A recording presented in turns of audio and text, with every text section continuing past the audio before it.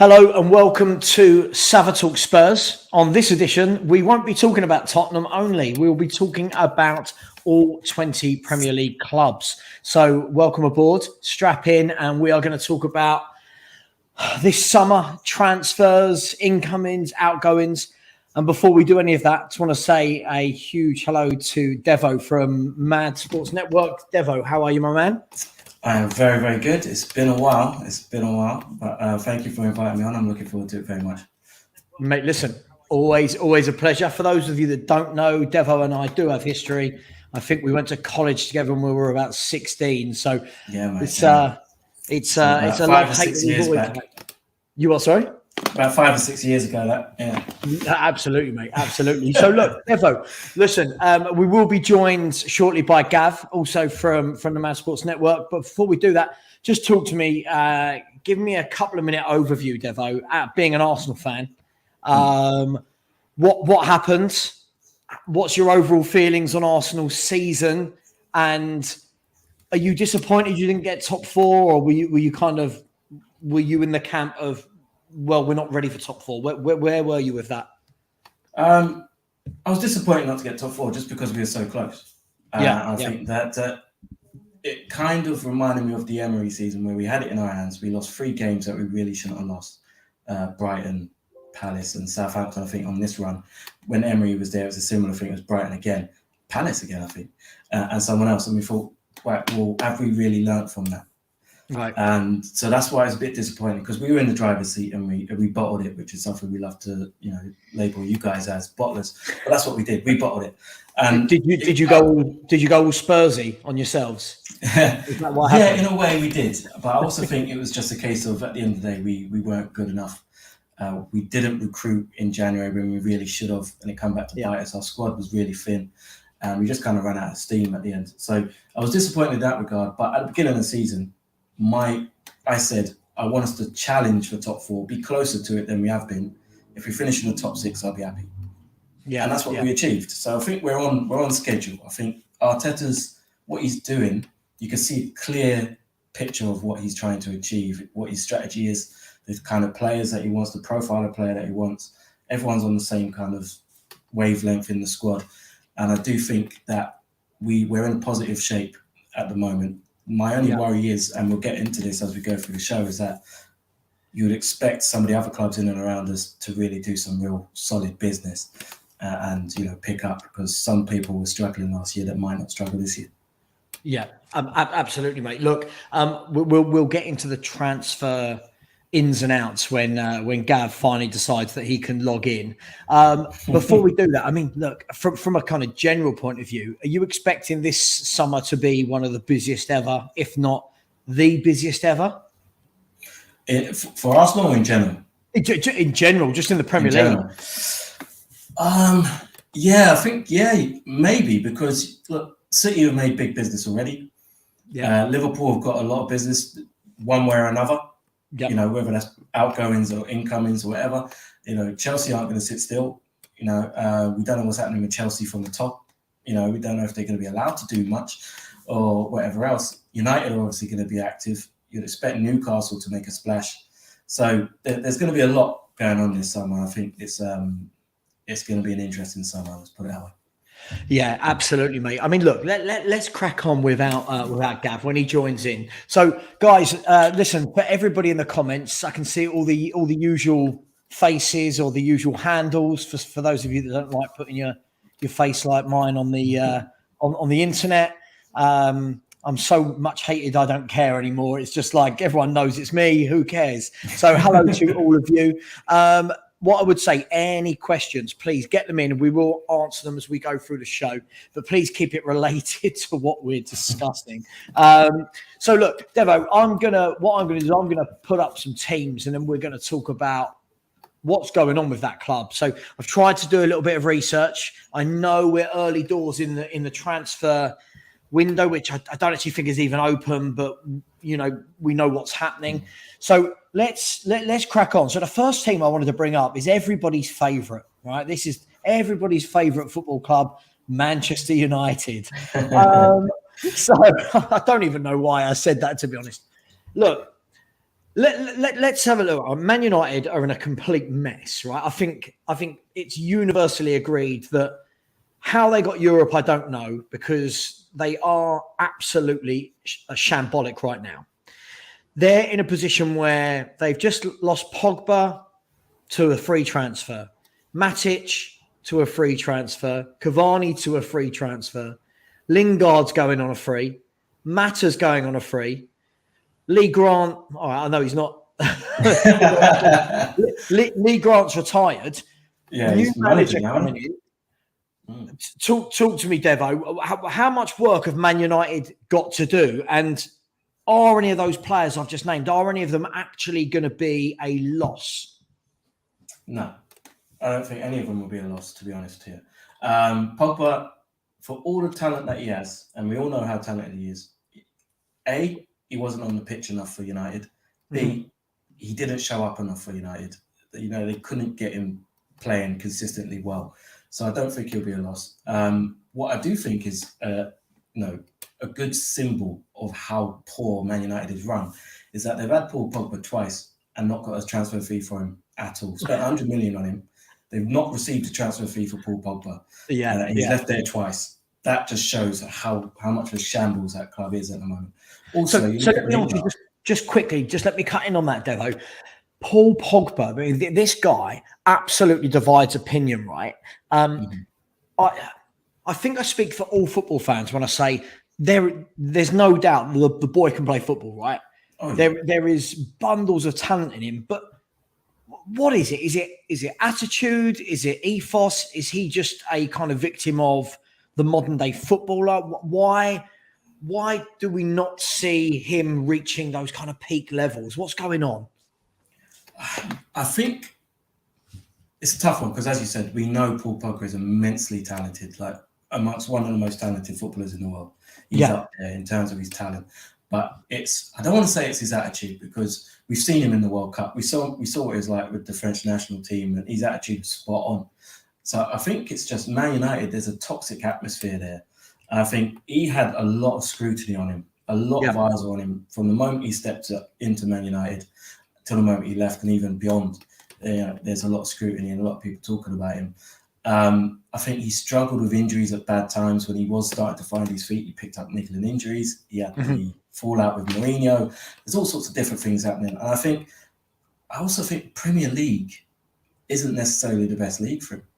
Yeah. I think maybe in the middle there, especially when you've got teams like Liverpool. I always use Liverpool as an example. Their midfield is an engine room. Yeah. Until they bought Thiago, they had no one in there who was really, you would say, was flamboyant or on the ball or whatever. It's an engine room, and that's what the Premier League's kind of become. Yeah, absolutely, it has indeed. And let's welcome. I think we're welcoming Gav or Gav Sofa. One of the two. There he is. There he is, Gav. Welcome. Fashionably late as always. What sort of time do you call this, Gav? Oh, I'm so sorry. That's all right. So I'll be honest, it feels like a Saturday night. So, Gav, I'm not going to listen. Everybody, this is Gav from Mad Sports Network. He is the other half to Devo. Gav, I'm going to chuck you straight in. Okay. Man United. Are you with us? Are you in a trance? What's going on? Is he frozen now? What's happening there? No, he's not frozen. I can see him moving. Dev, I'll stick with you until Gav sorted himself out. Okay, so away from Pogba. So, I mean, when you look at the age of those players as well, Devo, when you look at the age of Matic, Cavani, Mata, Grant, even Lingard's, I don't know, 28, 29. He must be 28 now, yeah. What a waste. Is it criminal that they've managed to get to the stage where they've got this many freebies going out the door at once when they need such a huge build?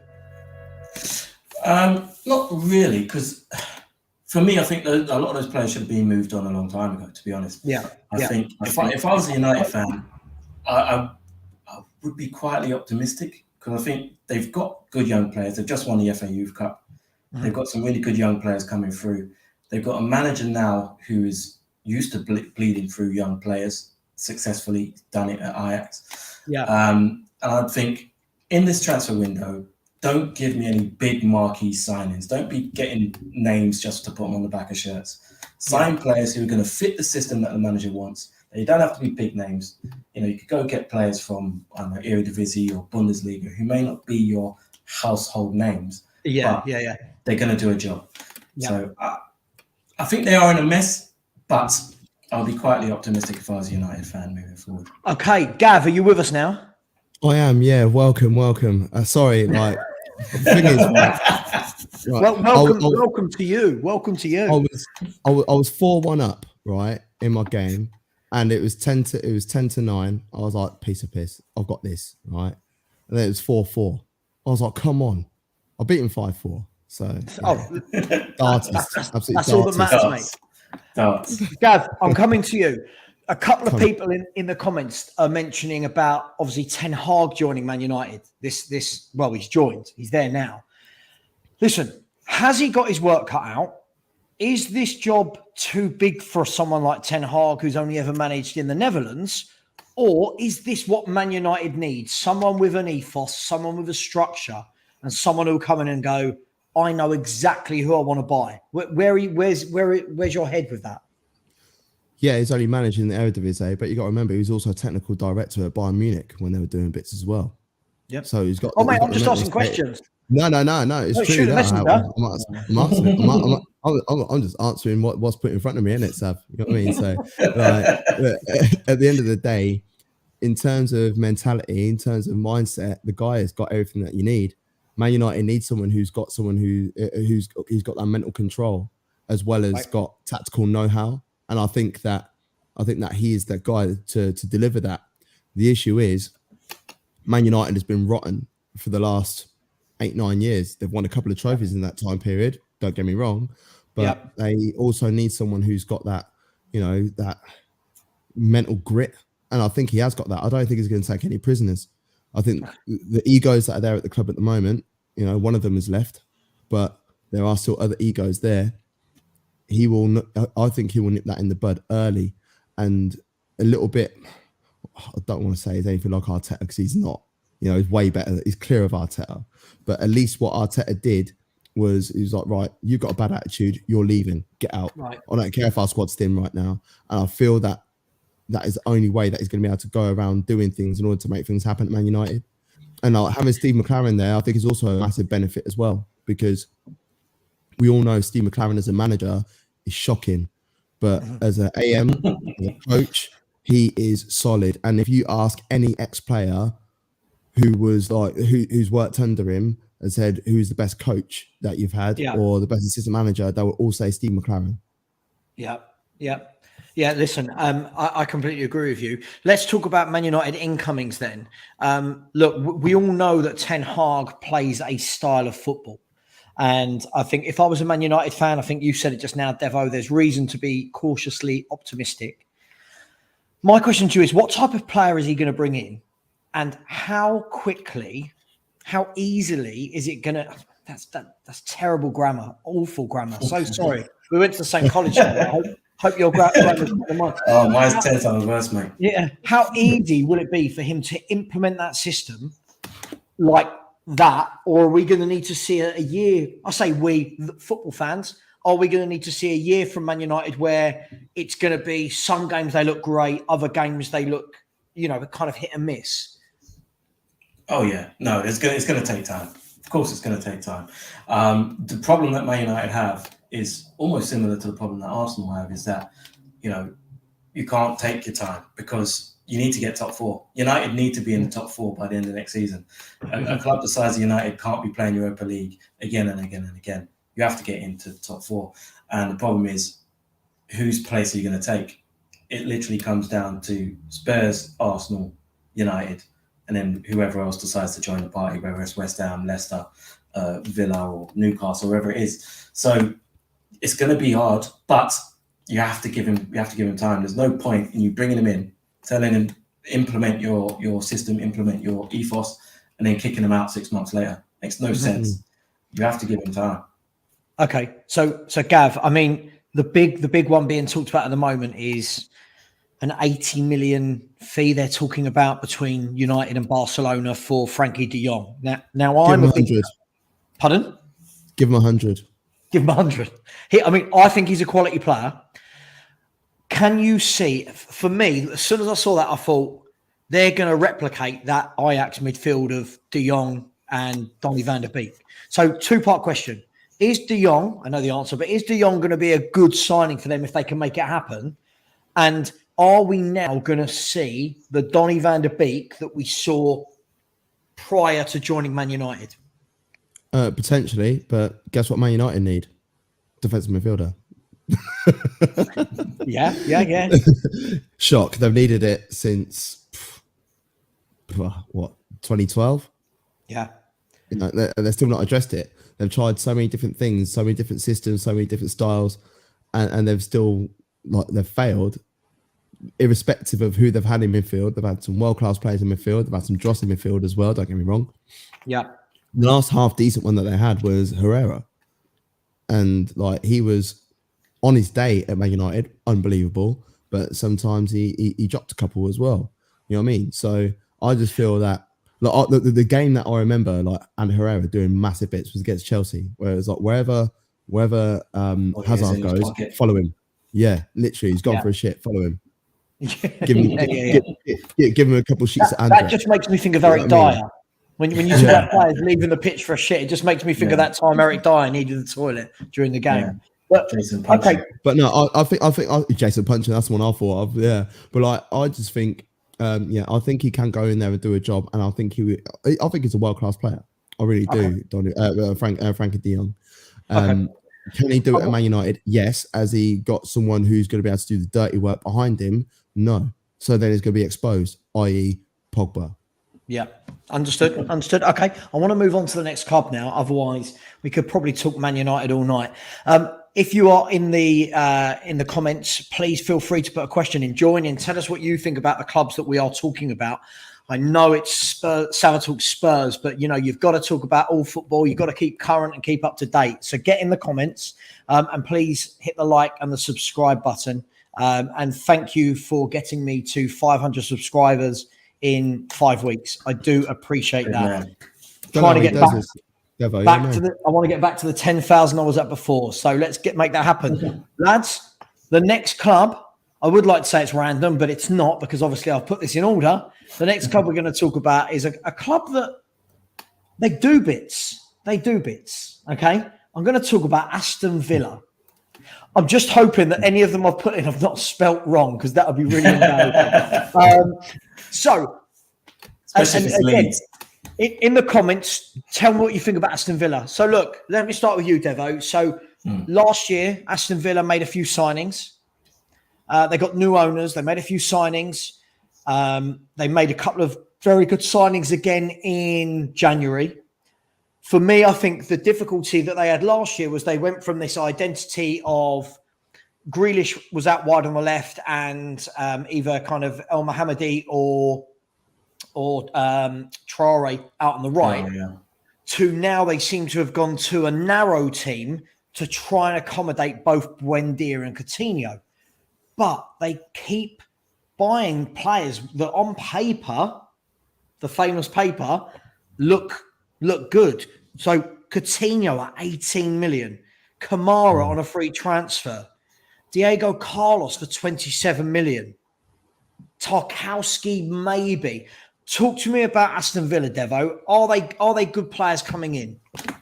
Yeah, the thing is with Villa is, yes, Diego Carlos is a good player. Yes, Coutinho is a good player.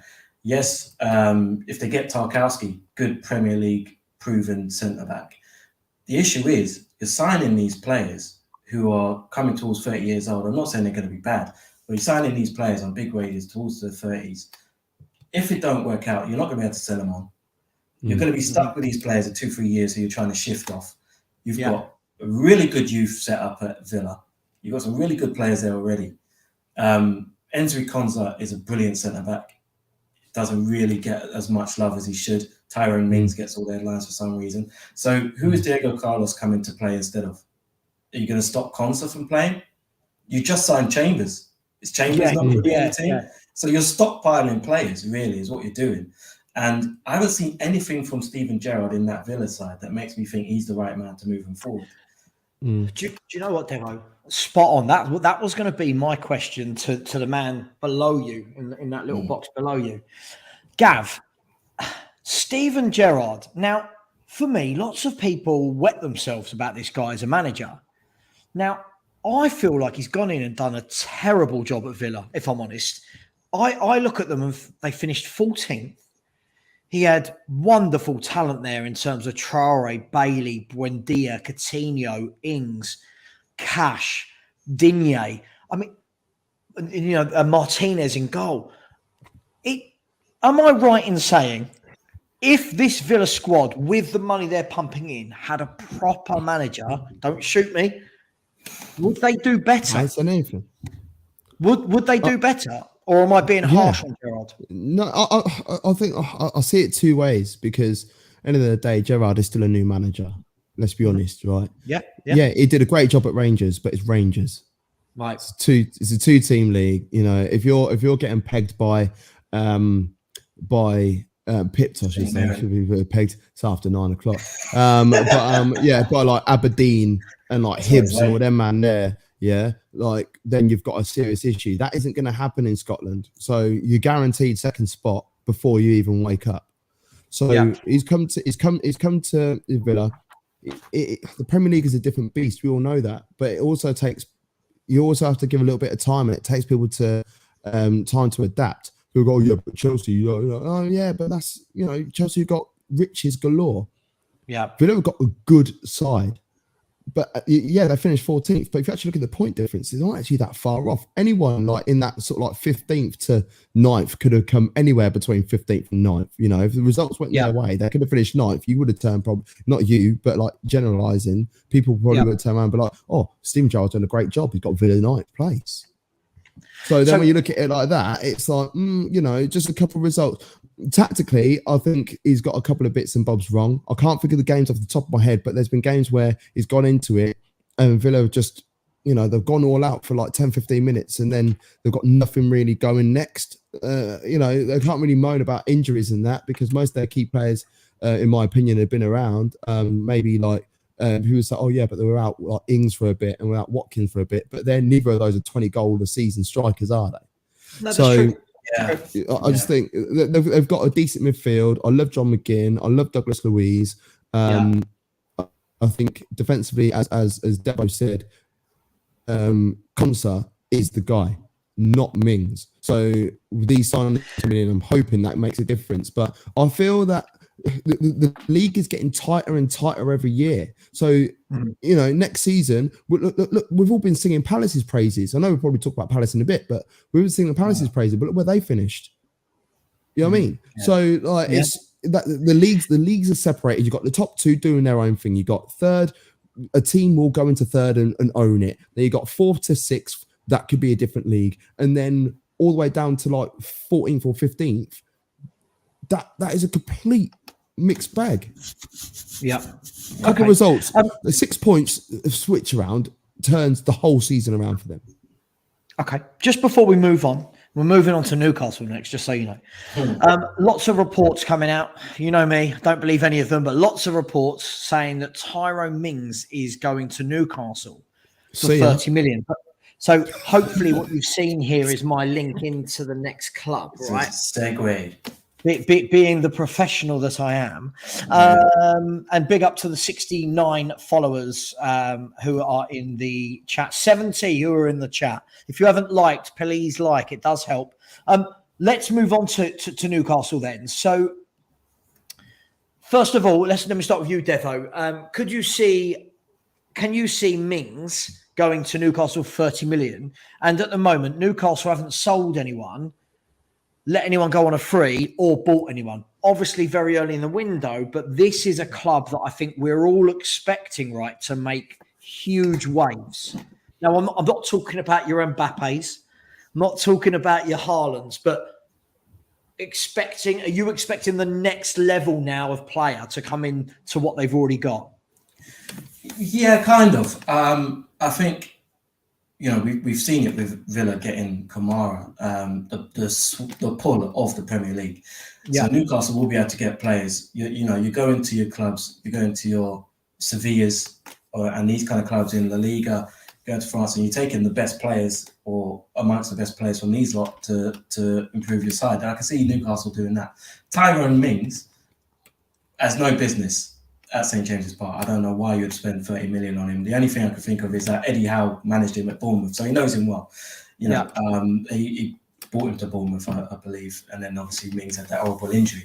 But I think Eddie Howe knows him, probably trusts him, so it makes sense. I think Newcastle have got pretty good defenders in Shah.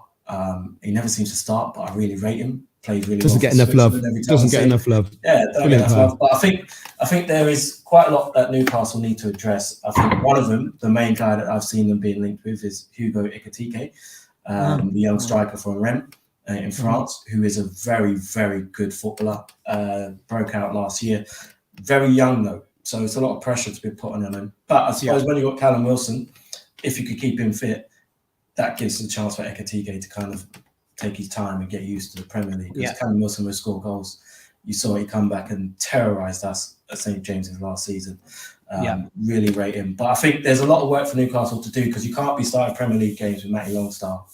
You can't. Not in 2022. That's not going to happen. Yeah, no. So, I hear you. Okay, so Gav, a name that, first of all, I want to talk to both of you now, starting with Gav.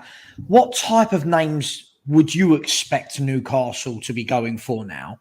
And I'll tell you a name that just popped into my head, and I'm going to steal this kind of theory off of what Devo just said, was Nathan Ake.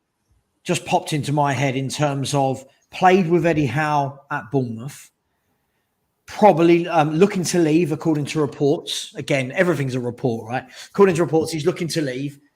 Solid centre-back, knows the Premier League. Is that the type of player? If not, give me some names, Gav. Sorry to put you on the spot, but I like the idea. I sort of like the idea of that, but at the same time, I love what Liverpool have done over the years. I love what they've done. They get players that are the best of the next tier down, if you want to call it that. So you got your world class teams, you got your top class teams, you got your elite clubs, all that sort of stuff. But they look at like the mid-table clubs. They look at their best players and then go like, right, do you want to make a step up? Because I feel like a player is much more is way hungrier when they're doing that. They're not earning as much. They're applying their trade. They're doing their bit. Why don't you come to us? This is what City did when they first got into money. They came to Arsenal, got a couple of players at first. You know, they were behind us at the time, but they were like, right, okay, Nasri, whatever. But then they went to Everton and went to Wolves or went to wherever. I was like, well, we'll get Gareth Barry, we'll get Julian Lescott. That's what they should be doing right now. I think Newcastle. They should be going to Southampton and be like, right, we need someone in midfield. Right, James Ward-Prowse, come here. You know, they should be going to Wolves and saying, right, Ruben Neves, come here. They can do that, but they've got enough of the pull. I worry about location. As sad as it sounds, like people move to people from abroad, then they move to England. They want to move to a big city. You know, Newcastle is a big city. I'm fully aware, but it's not London. Careful. It's not Manchester. Careful with that one. The Geordies will have you. Have me then. I'll tell you where I live, bruv. Do you know what I mean? I love Newcastle. It's a sick night out, and the women are beautiful, right? But like at the same time, you know, if so you say to somebody, where do you want to move to, Newcastle or London? You're going to pick London when you're coming from abroad, you know? So like Nathan Ake, great shout, but he's coming from Man City. Yes, he's played lower down before, but he's currently at Man City. It would effectively be a step down for him right now. So he needs to, you know, like... But isn't that... sorry, just to counter that, Gav, would that not, and I'm just playing devil's advocate, would that not be countered by the fact that realistically he'd start every game for Newcastle as opposed to... I would expect him to start. I would expect him to start every day. Yeah, but like, would you want to start every game? It depends where he is in his mindset. Is he anything like Jamal Lascelles? Like Jamal Lascelles, like, I want to play Premier League, I don't care about the cups because we've got about finishing higher so we get more money. You know, or does he care about winning trophies? And if he does, then he might as well just stay where he is because he's guaranteed 1, maybe 2 trophies every season for the next 4 or 5 years. Yeah. Okay. You know, if I was a Newcastle fan, the 3 players I'll be looking at, and I don't think you need to really break the bank for any of them. I'm looking at Max Aarons, from Norwich, because he's way too good to be playing Championship. Max Aarons. Is he better than ML Kraft? Yes, he is. That was easy. That was easy. I'd be looking at Billing from Bournemouth, if you can go and get. I love Billing, man. Do you know what? I feel midfielder. like he's a very good midfielder, Philip Billing. So Mate, I've been waxing lyrical about him even before I started to up top, man. I love that guy. And so the other one is Basuma. Don't talk about Basuma because he's coming to Tottenham. All right, I want him to come to Tottenham. Let's move on to the next club, Nottingham Forest. Before we do, I just want to give much love to you, Tyler. Thank you for not liking me. It's okay. I've experienced this many times in my life. And I tell you what's upset me about your sentence. It's not that you don't like me. It's that you've lumped me in with Matt Hayes. Like, who the hell's Matt Hayes? Matt Hayes is one of these Spurs. He's one of these Spurs super fans that he'll do a show. He'll talk about, I've heard we're signing Bastoni tomorrow for 70 million. And every kid who doesn't understand the transfer market goes, Matt Hayes said we're signing Bastoni. Well, Devo, can I just want to butt in there. Devo, last Euros, how much were we jizzing over Bastoni? Oh yeah, the guy is an animal. It wasn't 20. But at the same time, he's what, 21. The guy is going. The guy is going to be world class. If he got signed for Tottenham, I would be jealous. Sure. I would be jealous, and I'll be upset. 100%. Yeah, I just want to say, Aaron. Look, Aaron, you and I don't always see eye to eye on topics, but it's okay, right? Because that's what I'm doing. I'm bringing discussion. I never come on here and preach that. Oh my God, keep it on the down low, just for the 64 people in here. Spurs are signing. I don't know. None of us know. We don't work there. So look, let's move on to.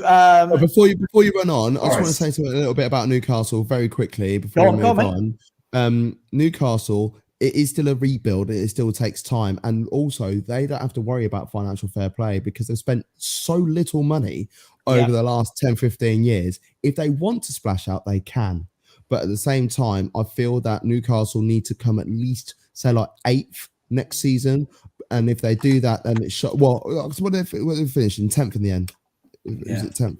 Yeah. So like, if they finish like 8th, wasn't it? If they finish like 8th next season, or even squeeze into like the Conference League for the season after, that is the point where Newcastle will just be like, do you know what? Pull my trousers down, no lube, straight in. No, love it. You've said that before. I feel like maybe. Yeah, I feel like maybe that's why that came too easily to you. Let's just quickly have a look at no lube. Before we go to Forest, just a couple of comments. James said, Hayes is harmless. Savva, don't watch him. I don't. And Savva has 2 Vs.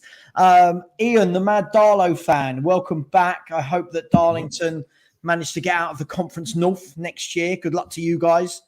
PB and Jam, thank you very much. I love your picture of a golden toilet. That is sensational.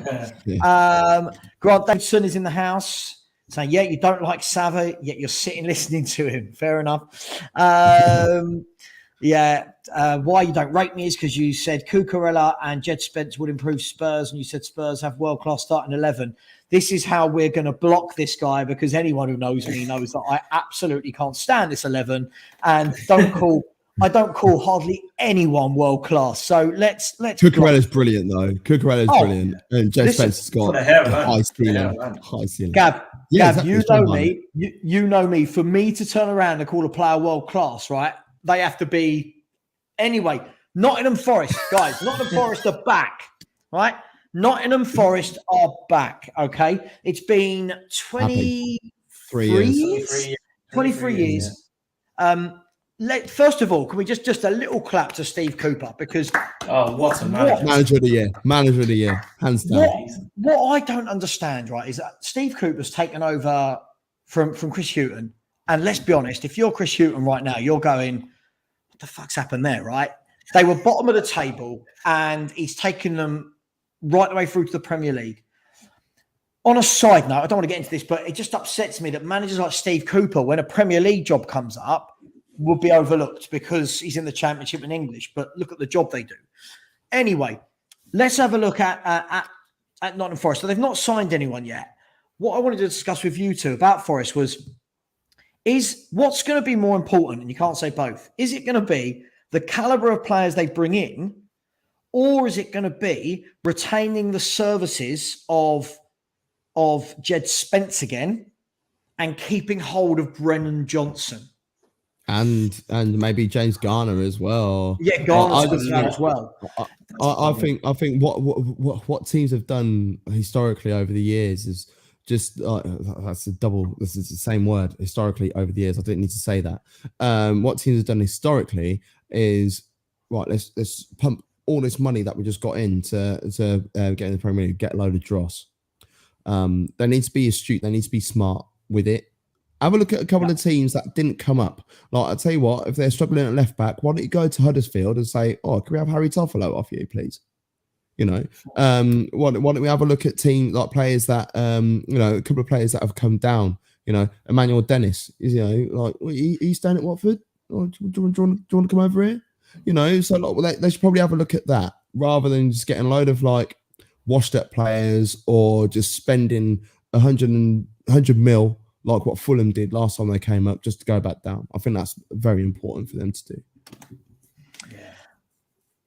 Devo, what do you think? No, I was going to say, I think they've got, the issue they have is they had a lot of loan players. Jed Spence, Zinkernagel, Keenan Davis, James Garner. They had a lot of players who aren't going to be there next season unless they can negotiate with the clubs. And I think James Garner wouldn't be surprised if United said, stay here because we might need you. Do you know what I mean? He had such a good season at Forest that he might get a look in at United. So I don't know if he'd want to make that move. Jed Spence would love to make that move, but Middlesbrough hold all the cards. So also, you've also got the whole thing hanging over of their chairman being investigated at the moment. The Premier League are looking into him because he's a bit dodgy. So there's all sorts of stuff going on at Forest. And to be honest with you, I don't know what they're going to do in this transfer market because there's so many things in trying to keep players about that I don't know who they're going to look to get in. But I hope they don't go the route of a Fulham and just say, look, let's chuck 150 million down the drain. Well, this was my next point, Devo. It's always difficult, isn't it, when a team comes up, and look, Forest do play some lovely football, but when a team comes up, there's a huge difference between being the best attacking team, one of the best attacking teams in that league, and then it's, right, do we keep that identity going up, but knowing that we're going to get absolutely battered in defence, or do we try and buy some more senior pros and we go a bit more rigid? But that's surely the dilemma that most clubs have, right? Yeah, and they've got quite a young side as well. I think you also don't want to stunt the growth of players like Brennan Johnson, Alex Mighton. These youngsters who are really good. You don't want to block their progression because they could be, if they're not going to be legends for the club down the line, they can make you a whole ton of money as well. So you got to look at it that way. But I think where they really need to improve, and most promoted sides need to be competitive in the middle of the field, and you need someone who can score goals. Because even that Forest side, as they went up, who was their striker who was banging in goals? Keenan Davis had 5 goals. I was going to say Lewis Bradham's 41. You know what I mean? It's do you know what I mean? Where's your goals coming from? Is he that young? I thought he was older than that. Yeah, I mean, big shout out to Marlon from A View from the South Stand, saying unless another Ericsson type becomes available, all teams coming up are in trouble. I mean, Gav, can you give me any? I'm sure there's no Forest fans in it. Can you give any Forest fans any hope, any reason to think that they can buy the right caliber of player to avoid the drop? Well, I just look at the way Brentford attacked the league last season, and they started off the season well. Ericsson came in and did a little bit, but at the same time, Brentford did enough in the first half of the season for me to think, right, okay. There was a little point where I was like, oh, they might be in a bit of trouble, but I think their performances on the pitch were enough. And I think Forest need to have a look back at their FA Cup run and look at those type of performances. It's going to be tough having to put that in every week. But if they could do that, I'm trying to think there's 3 worst teams. I think there will be 3 worst teams than them next year.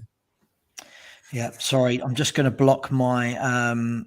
I've had a stalker for 5 years, Honestly, 5 years. So I'm just gonna block. Just 5. Do you know the funny thing about it, right? Is it used to bother me, and they'd come on my old show, and I'd be like, "Oh my god, why are they saying these things?" And now I've realised, oh my god, like really, block button. like, I'm about to get married. Congrats. Hopefully, having a baby very soon. I'm nearly 40 years of age. You know what I mean? Like it's like get a fucking grip, right? just okay, let's move on from Nottingham Forest then. Let's go to the next club. Now, this is a club that I really don't like, and I think you guys really might. Let's talk about this lot down the road. Now, look, we talked about it while Gav was playing his game, Devo. Look, Arsenal, up until the last 3 games, it was all in your hands. You had 4th. You didn't quite get there. My first question to you, before we talk about transfers, Dev, my first question to you is, how much of a negative impact will it have that you missed out on 4th? Or is it going to have the other effect where everyone goes again? I think it will have a negative effect in terms of our transfer strategy. Because I think obviously being in the Champions League would probably open up a few more avenues. But I'd imagine that I would like to think that they would have had a contingency plan for if we don't get into the Champions League, so that we have that kind of transfer strategy already set up. But in terms of the players' mentality, I don't think it will bother us going into the new season. I think Arteta's got these guys. I know they collapsed towards the end of the season, but Arteta will use that as an experience kind of character building, I'd imagine. It's a young squad, the youngest in the league. Do you know what I mean? So I think we exceeded expectations. I saw the interview with Arteta after the season. They said we exceeded expectations because we did. Do you know what I mean? But we finished 8th 2 years running. No one expected us to get top 6. Everyone was laughing. We was bottom of the league after 3 games. Everyone was talking about relegation. For us to get where we did, exceeded expectations. And I think he has to just remember that and instill that in the team and say, look, we had a really, really good season. Let's push on and make sure next season's better. Okay. So, Gav, let me ask you. So far, Arsenal have sold Guendouzi to Marseille for 9 million. You've sold Mavropanos, if that's how to pronounce it. Mavropanos, love him, man. I should know. Being know that one, Savva. I know, mate. I know. Yeah, you're better than that. Growing up in that's like me saying beer can instead of bacon. Easy. We're talking about your team. I'm going easy here. So, and your signing so far is Matt Turner from New England Revolution. Oh, I love him. I love him. Great goalkeeper. Wrong. Gav, what are we hoping for? What's the hope? But be honest with me. What type of player can Arsenal hope to attract to close that gap to now get into the top 4? Give me the caliber of players you're going to be signing. I don't think there's going to be that much difference in the type of player that we were going to be going for and the type of player that we're trying to attract now, because I don't think that this is, once again, the situation that I was talking about with Newcastle, what Liverpool have done, what City have done. I don't like the idea that we're being linked with and have in the past been linked with players that have played for these big clubs. I would love Serge Gnabry back at Arsenal, but is he going to come to Arsenal? Why would he want to come to Arsenal? Why would he want to leave Bayern Munich? Because it's home. Yeah, but come on. He's going home. Well, he's going home. He's going back to Stuttgart, wouldn't he? Anyway, I just think that we should be looking at the teams that are beneath us right now and looking at the best players for those clubs and saying, right, okay, you've been doing bits for them, right? Do you want to come over here? You know, because there are players that are lower down in the league that could come to Arsenal and improve the squad, you know. But I just feel like there's good characters, if I'm honest, at Arsenal that could come in, that are already there, but there might be good characters, but they're not good enough players. You know, likes of El Neni. El Neni signed a new contract. I like El Neni, but is he great? No. You know, so is there someone that we could... He played a couple of great games towards the end of the season, but he's not a great player. So what's your thought process behind that? Are you looking to start him next season? Are you looking to have him on the bench? Apparently he's a great guy to have around. great. Yeah, What benefit people is need that to know their Arsenal? roles. That's the thing. People have to know their roles. And then he knows his role. He's happy to be a backup. You need that. So he'll come in and do a job when we need it. I think, as many of the people in the comments have said, where we need improvement is goals. That's what's let us down last season. Right. We didn't score enough goals. So come on then, Dev. Come on. Yeah, goals. I want Gabriel Jesus. That's all. I think Gabriel Jesus. You actually want him? Yes, 100%. I think. Remember, this is someone who kept Aguero out of the side for Man City. People forget how good he has been when playing through the middle. The system has changed slightly since he was playing in that role. He still does it for Brazil. I think he's still young enough and hungry enough, and he'll be by far our best striker. And I think he would be able to play alongside the likes of Odegaard, Smith Rowe, Saka. I think we need another goal-scoring winger alongside that. So if Gnabry was to come, that would be brilliant. If not, we want that kind of profile, someone who could score goals from the wing. Because outside of Saka and Smith Rowe, we didn't score enough goals from midfield, or Pepe didn't get us enough goals. Martinelli didn't score enough goals. We need goals coming from more than just our lone striker. That's what let us down last season. Devo, would you like the idea of playing Martinelli through in the middle? I've long said we should try it. There's a reason why he don't play through the middle, though.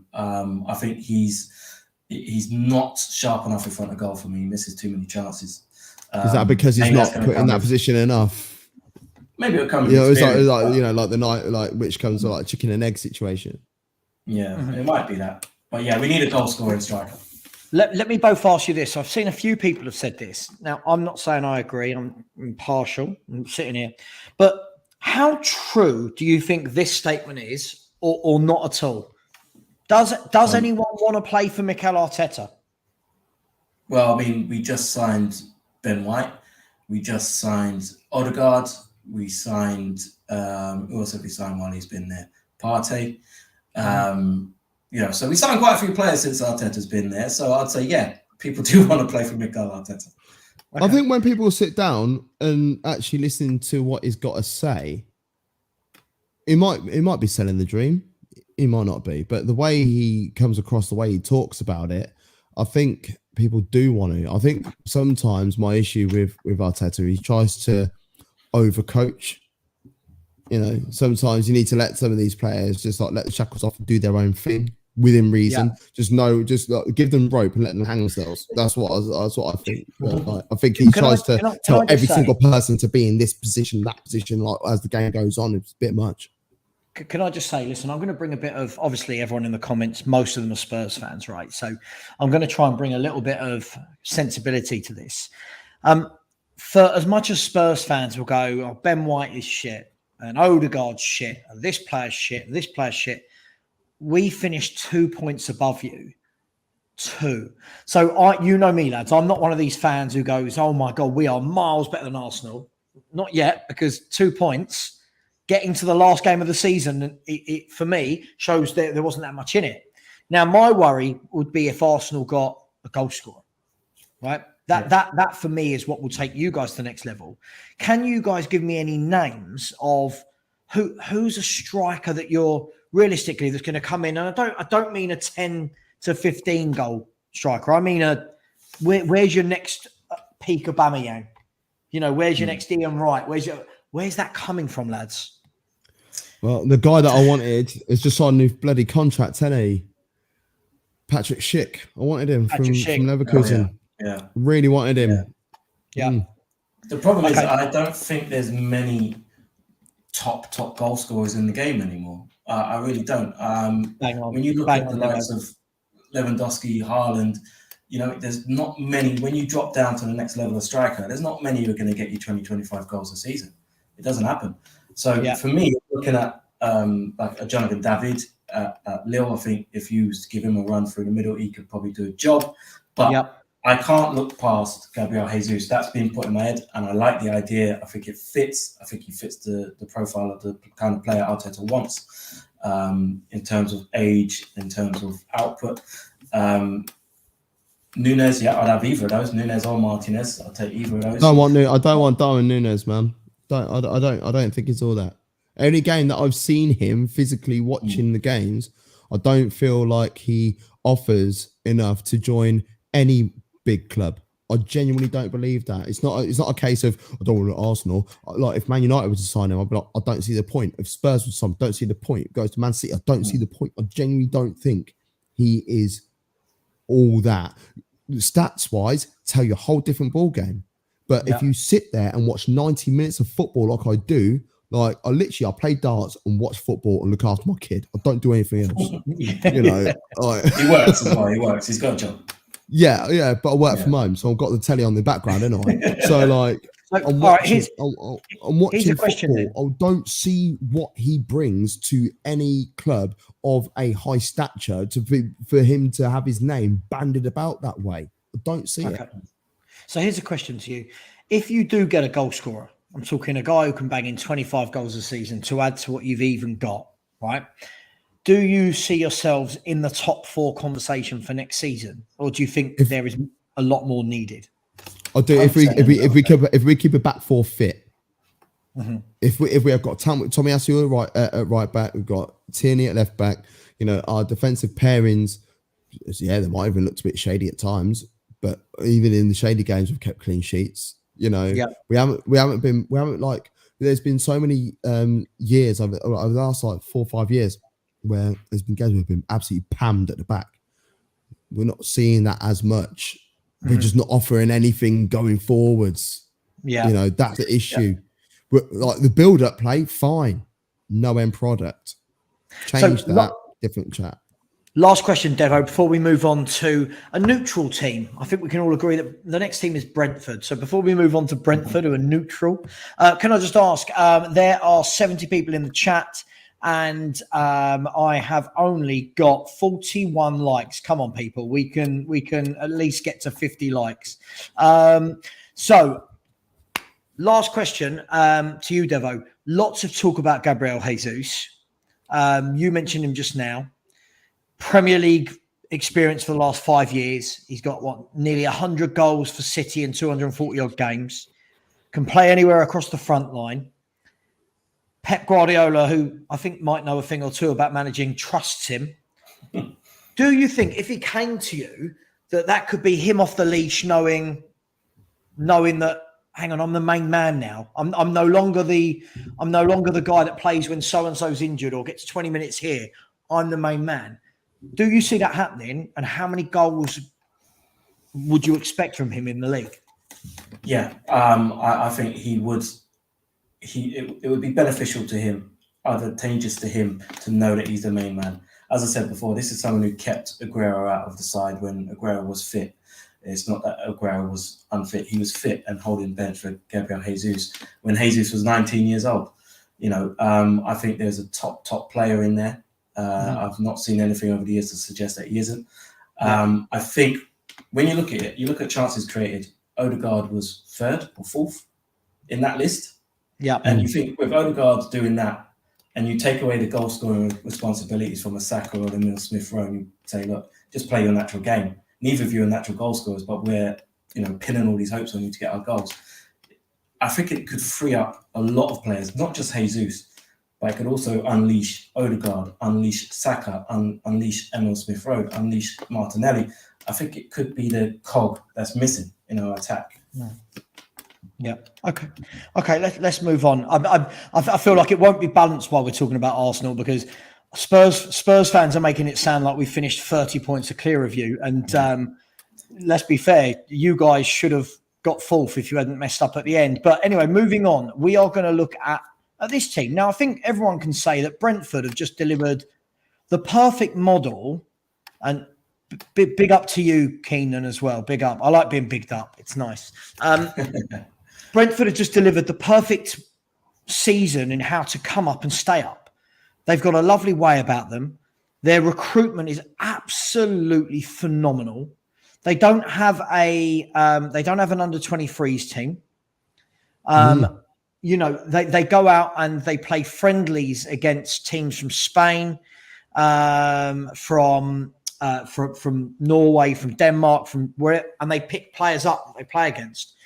Now, the thing for me is I've picked out 2 players for them, and you guys are welcome to talk about anyone else. For me, next season for them hangs on two things. One is, are they going to keep Ivan Toney?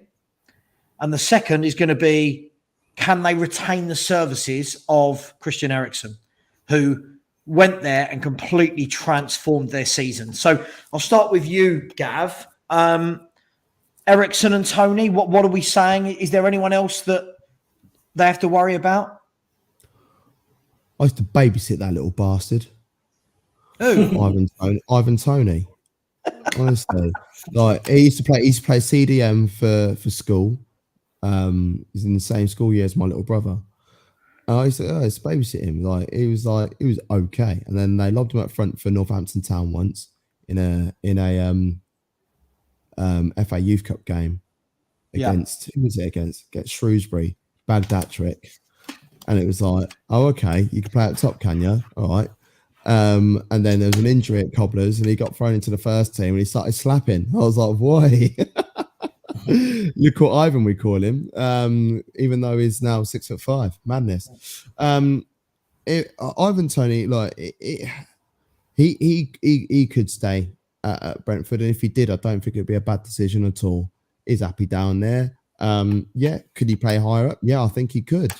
When he went to Newcastle, when he came to the Premier League before, he was just a little bit too soon in his development, and I felt that it could have had a potential to really hold him back, but he didn't. He kept on grafting, went to Posh, did a bit, then went to Brentford, and he's proved himself.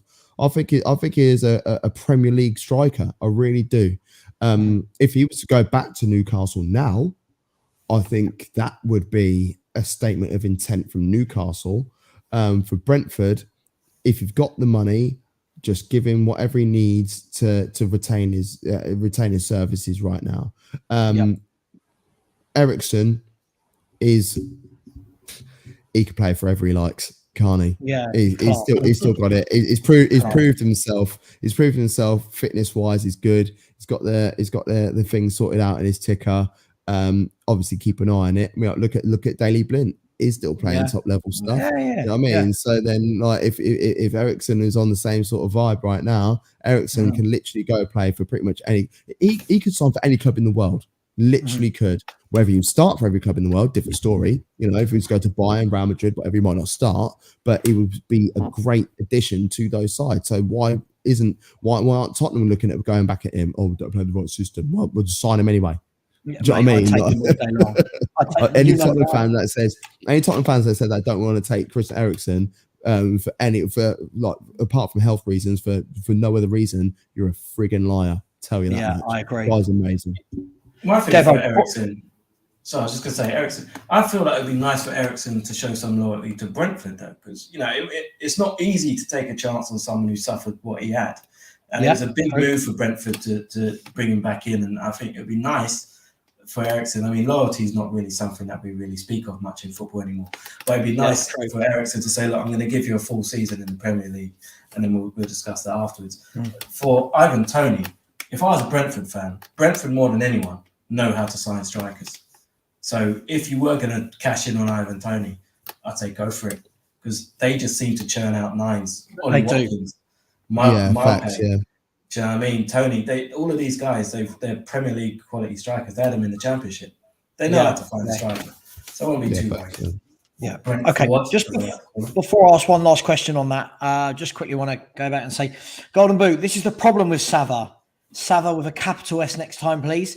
Capital I. If you can't see that they've had no Europe, Arteta for 3 years and spent a ton of money, ton is with an O, and we finished above them in 7 months with a so-called shit squad.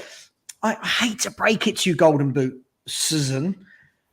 The problem with Savva is hosting a show. Savva can't sit here and go, Arsenal are shit. Arsenal are shit. Savva is hosting a show and giving some insight. Savva is giving you factual information that the fact that even though we have Kane and Son, two of the best finishers in the world, we still only finished 2 points above Arsenal. Facts. I know you don't like it, but it's facts. Devo, last question on Brentford, because obviously they haven't really done a lot at the moment. No. Is the worry for Brentford, is it going to be second season syndrome? And how how do you? I don't want to say how do they improve from where they are now, because let's be fair. If you offered them where they finished this year, next year they'll bite your hand off again. So how do they replicate that? What I would say is in Brentford's favour is that they didn't come up trying to play, sexy football or anything. They were dogged, organised at the back. I think they have to just kind of up that by 2 and say, look, there's going to be games where we're just going to be getting hammered. We have to stay strong. We have to stay organised at the back. They've got a top quality goalkeeper. They've got some solid Scandinavian centre backs in there. Yeah, do you know what I mean? So we call them Brentford because it's just facts. Yeah. Around in there. Do you know what I mean? They've got some really, really good players. They probably need to get 1 or 2 more, because I think they were quite lucky in terms of not having any real long-term injuries that really, hit them hard. But the squad's going to be tested again next season. So you get 1 or 2 reinforcements in. I think they can stay up next year, but we've seen it before. Look at Leeds. They were their teeth. So right, absolutely. So Gav, I'm going to come to you. We're going to move on to Leicester City. Before we do, big up to you, Will Stewart. Hope you are well. He said, "I'm not a liar, and I'm not fond of the Eriksen comeback. I've seen what he did in a Conte system. As long as we don't expect 17, 18 Eriksen on a free, okay, but not excited." I think for me, I think what no one is taking into account is when he left Spurs that last year, he'd made it very clear to the club that he didn't want to be there and wouldn't be signing a new contract. And rather than selling him and trying to get some sort of decent money, we just let it run down, okay? And then he went to Inter Milan, different style, etc., etc. What I think, though, what I've seen is since the issue with his heart, he's come back, he looks happy. Like, he looks like someone that's got that new lease of life again and is just enjoying being out there stroking the ball about. Is that because he's playing with Thomas Frank, and Thomas Frank and him have got a great relationship? Possibly, yeah. Possibly. Yeah. Okay, off you go, Golden Boot son. I'm an anti-Spurs freak. This guy comes on every week, right? Watch him every week. And if I don't say Spurs are the best thing since sliced bread, honestly, he's called me racist. He says I don't do enough for. That's why you got 2 black guys on the show, just to show that you're not. Why else, Gav? Why else have I kept Devo's number for 20 odd years? Jesus Christ! It just makes me laugh. Look, at the end of the day, Golden Boot son. It's about balance in football, right? As football fans, most football fans will sit in a YouTube podcast or whatever, and they'll just everything about their club is amazing, brilliant. But that's not real. That doesn't open discussion. It's not real. It's not reality. And I believe if I go and look at the league table, what I said was correct. We finished 2 points above Arsenal, and that's what the record books will show. So I'm not bigging up Arsenal. I don't think they're better than us. I just don't think that there's this chasm. Look that word up. You probably won't know it. That there's this chasm that Spurs fans have made in their heads. Moving on, let's go to, where are we? Leicester City. Gav. Leicester City. Now, openly, Brendan Rodgers has used the term, we need a rebuild. He's openly said that. They're in trouble, man. Right. Now, they had a very up and down season with, to be fair to them, they had horrendous injuries.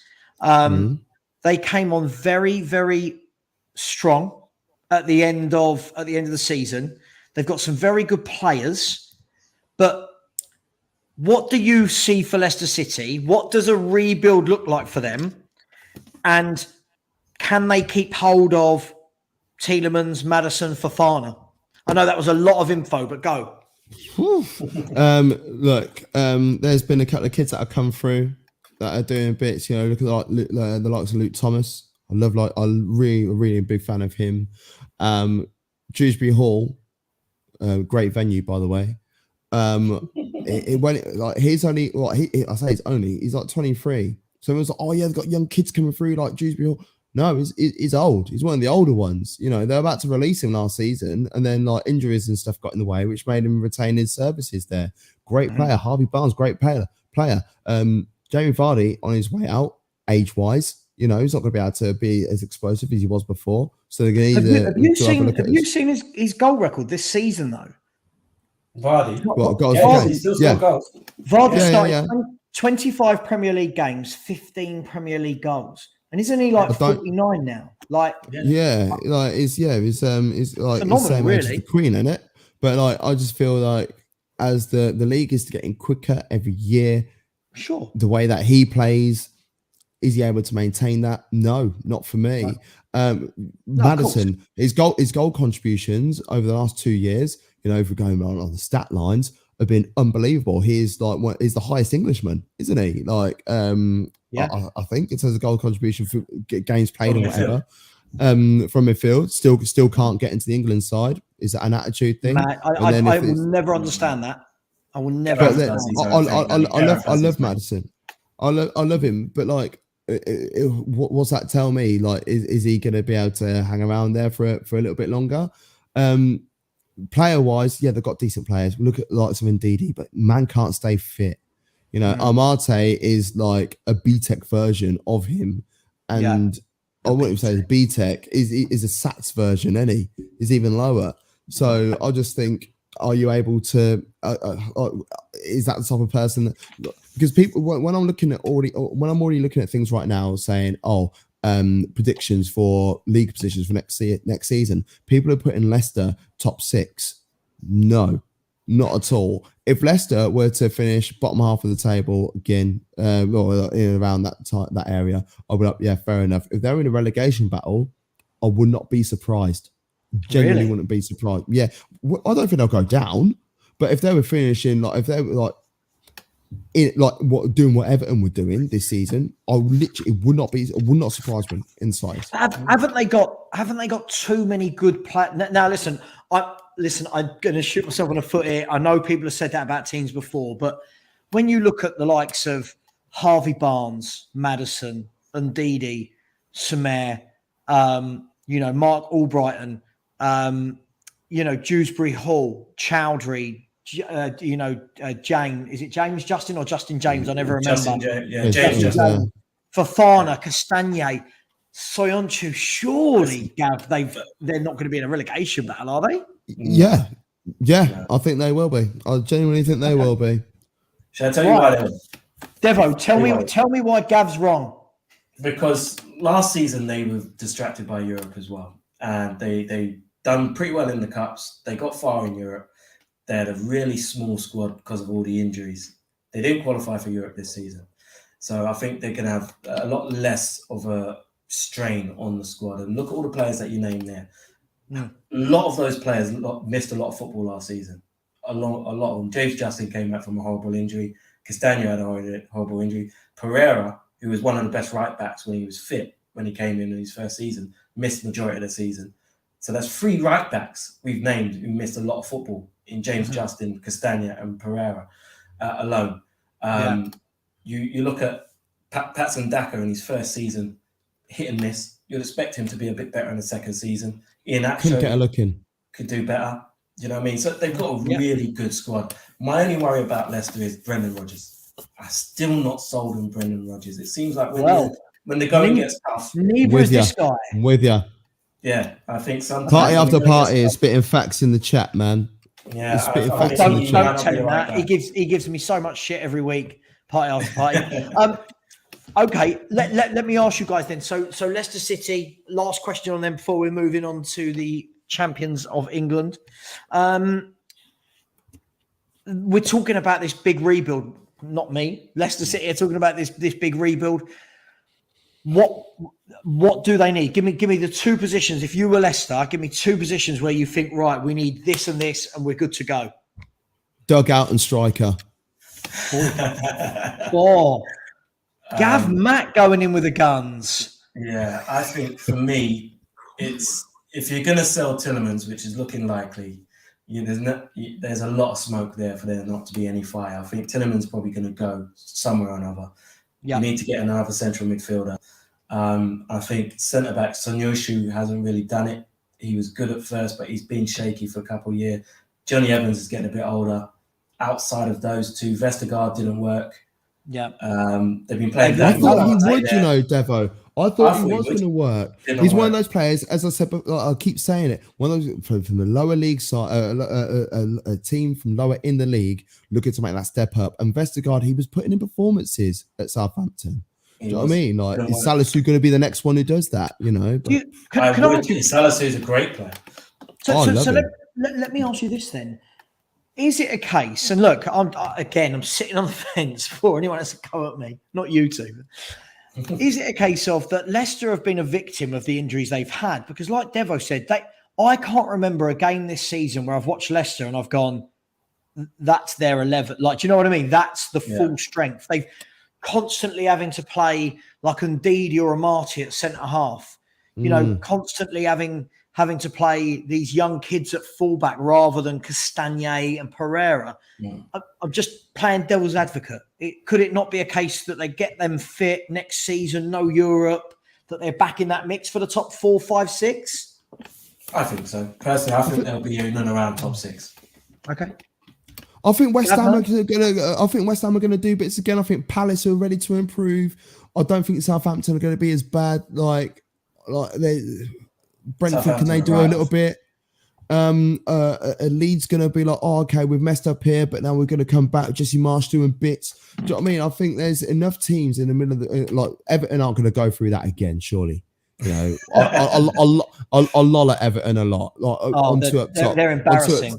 On to top, we had the section called "What Are Everton?" Like, even when they won games, we still did "What Are Everton?" Do you know what I mean? But like, there's anyone know teams that are knocking about? Exactly, no one knows. Villa, you know, there's all these teams. You know, I just don't feel that Leicester are, as I said, like, I don't think they're going to go down.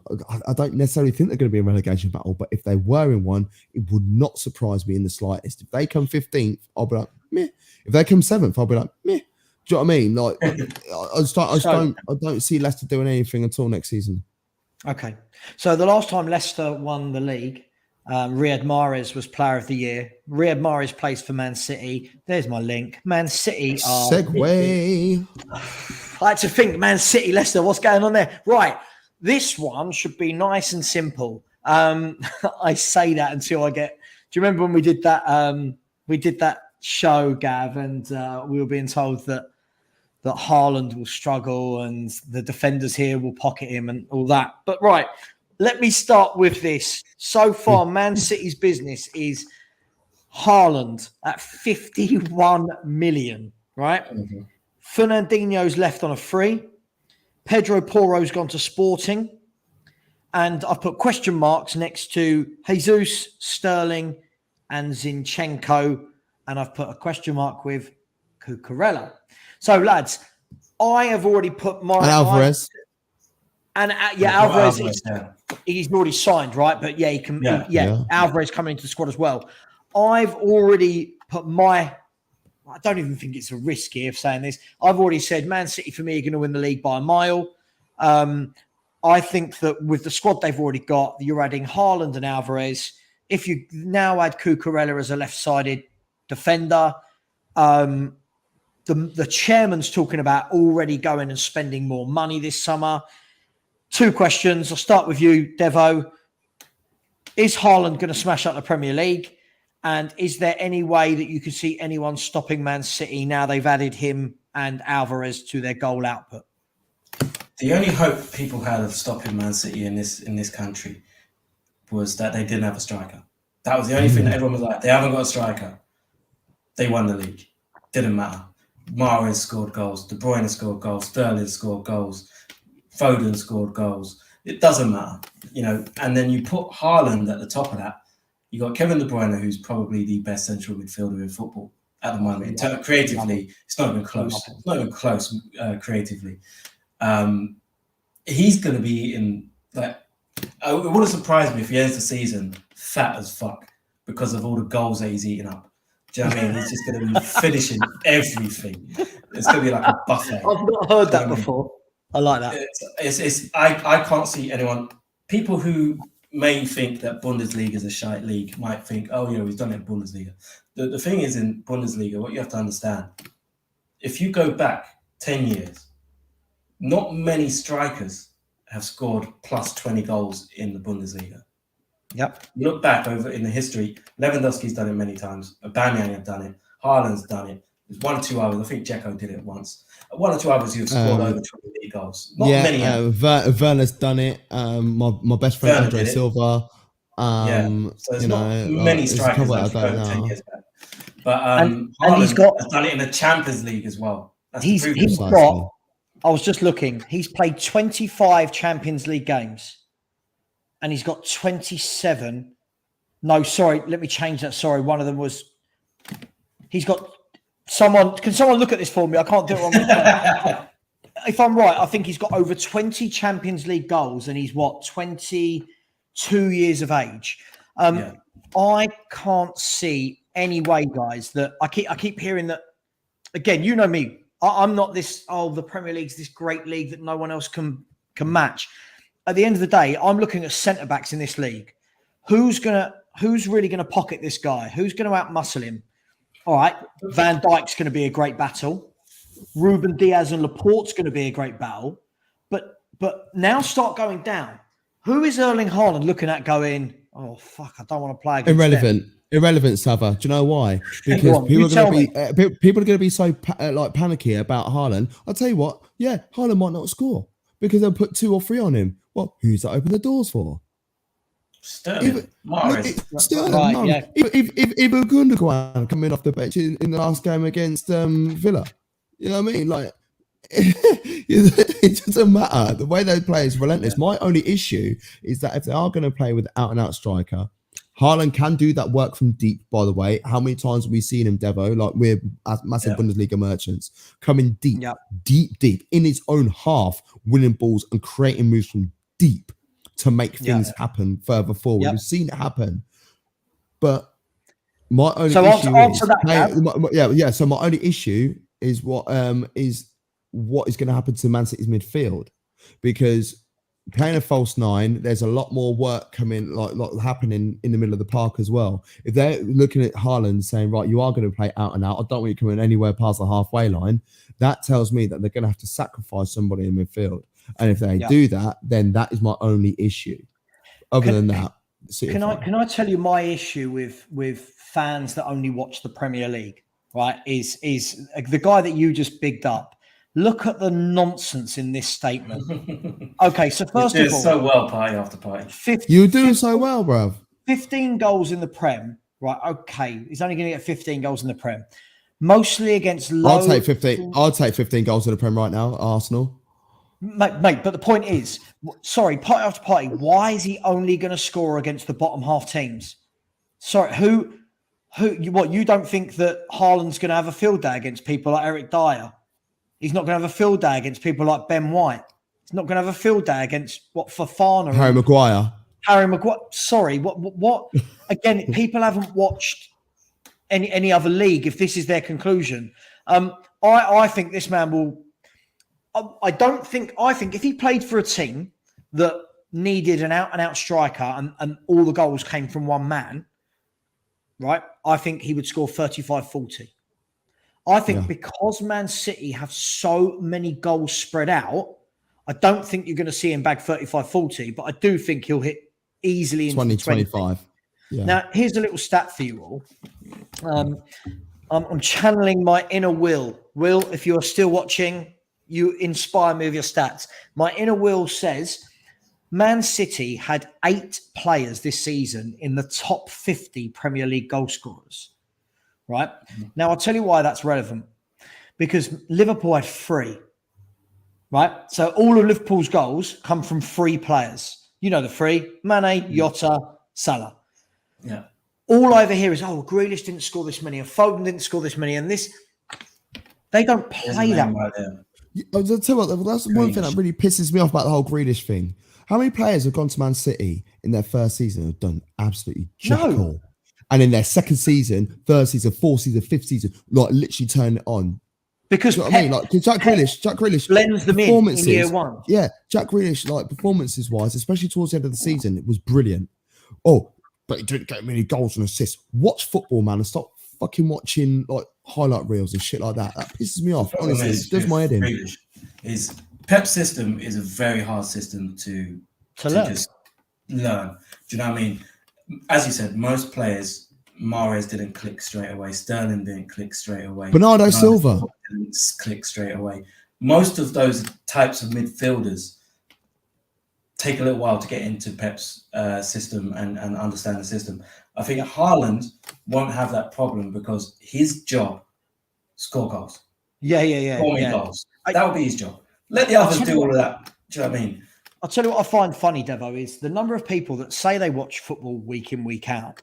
But then when you talk about like Pep Guardiola, what he actually does, they don't realise that Pep does this with every player. When Gundogan came, Bernardo Silva, etc., right? He eases them in. He doesn't play them 38 games a season. Not many people at Man City play 38 games a year. Mm-hmm. He blends them in, get them used to playing the Man City way, the kind of pressing, the everybody comfortable on the ball, pass. But then fans will tell me, oh, well, Grealish is crap. It's like, well, no, hang on. He's gone from being the main man at Villa where he had the ball every time Villa attacked, it was where's Grealish, to in a free role as well. I'm another one of the front six. Let's move on from City because I think we all know about Man City. Just another very poor take from your mate, I'm afraid. Look, a very, very party after party has some of the worst opinions, but I like him. He's always respectful, but his opinions are just dreadful. No, he's still cool from what you said earlier on. You're still cool. No. He said too bad. In the bank. You got credit. Right. Don't make it second season syndrome. I want to talk about this club. Now, this club, boo, right? West Ham. Now, West Ham, Noble retired. Yarmolenko on a free. Fredericks has gone on a free. David Martin, if you care, has gone on a free. Oh, yeah. Declan Rice. Cliche against Chelsea, man. Big player. Declan Rice is wanted by all and sundry. Talk to me, Devo. West Ham, good season.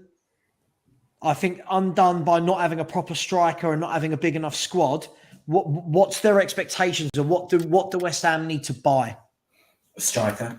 You hit the nail on the head. They've been looking for a striker for a long time. They've got lucky with Antonio, to be fair, that he was put in there to do a job and then has done that job. And as you know, they've never really had any competition for him. So they need a striker. They need a bigger squad. I'd bring in Lingard. You know, he's there on a free now. Go get him. You know, he's done well. He's played with the players already. He's done well. Yeah.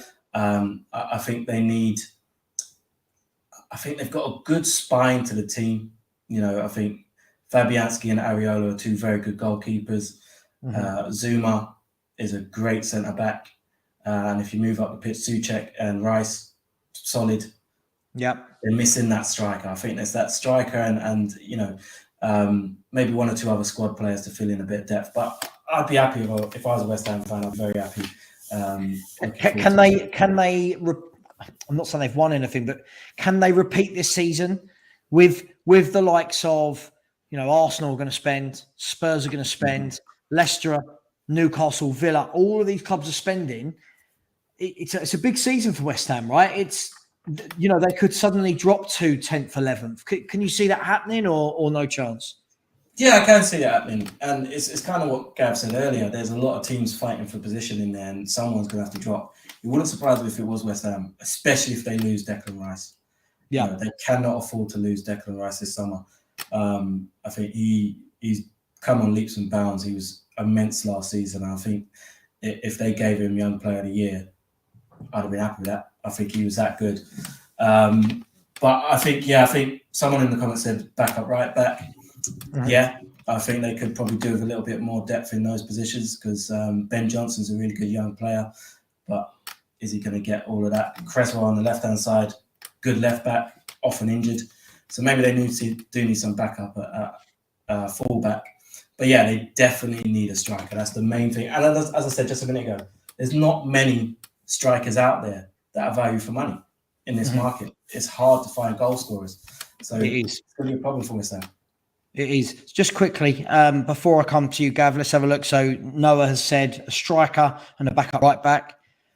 Party after party. So West Ham will win the Conference League and finish 8th. this, I'm hoping in my heart, so that a part of my heart doesn't die. I'm hoping that this is a joke. I'm really hoping. Talk to me, Gav, about West Ham. It's so important for them, right, that they keep Declan Rice. In your opinion, is Declan Rice staying? And if not, what's it going to take realistically to get him out of there? If he doesn't go to Chelsea, I generally think he will stay at West Ham for a number of years. I actually think he loves West Ham. I actually think he loves playing for the club. But Chelsea, he was released from Chelsea when he was a kid. His best mate is Mason Mount, and what I love their relationship. They are literally best friends, and they both play football at a really high level now. They've been best friends since they were 6 years old. That's a madness. But like, if he doesn't go to Chelsea, I don't see any reason why he would want to leave. I know like, people are like, yeah, but you go play for anyone.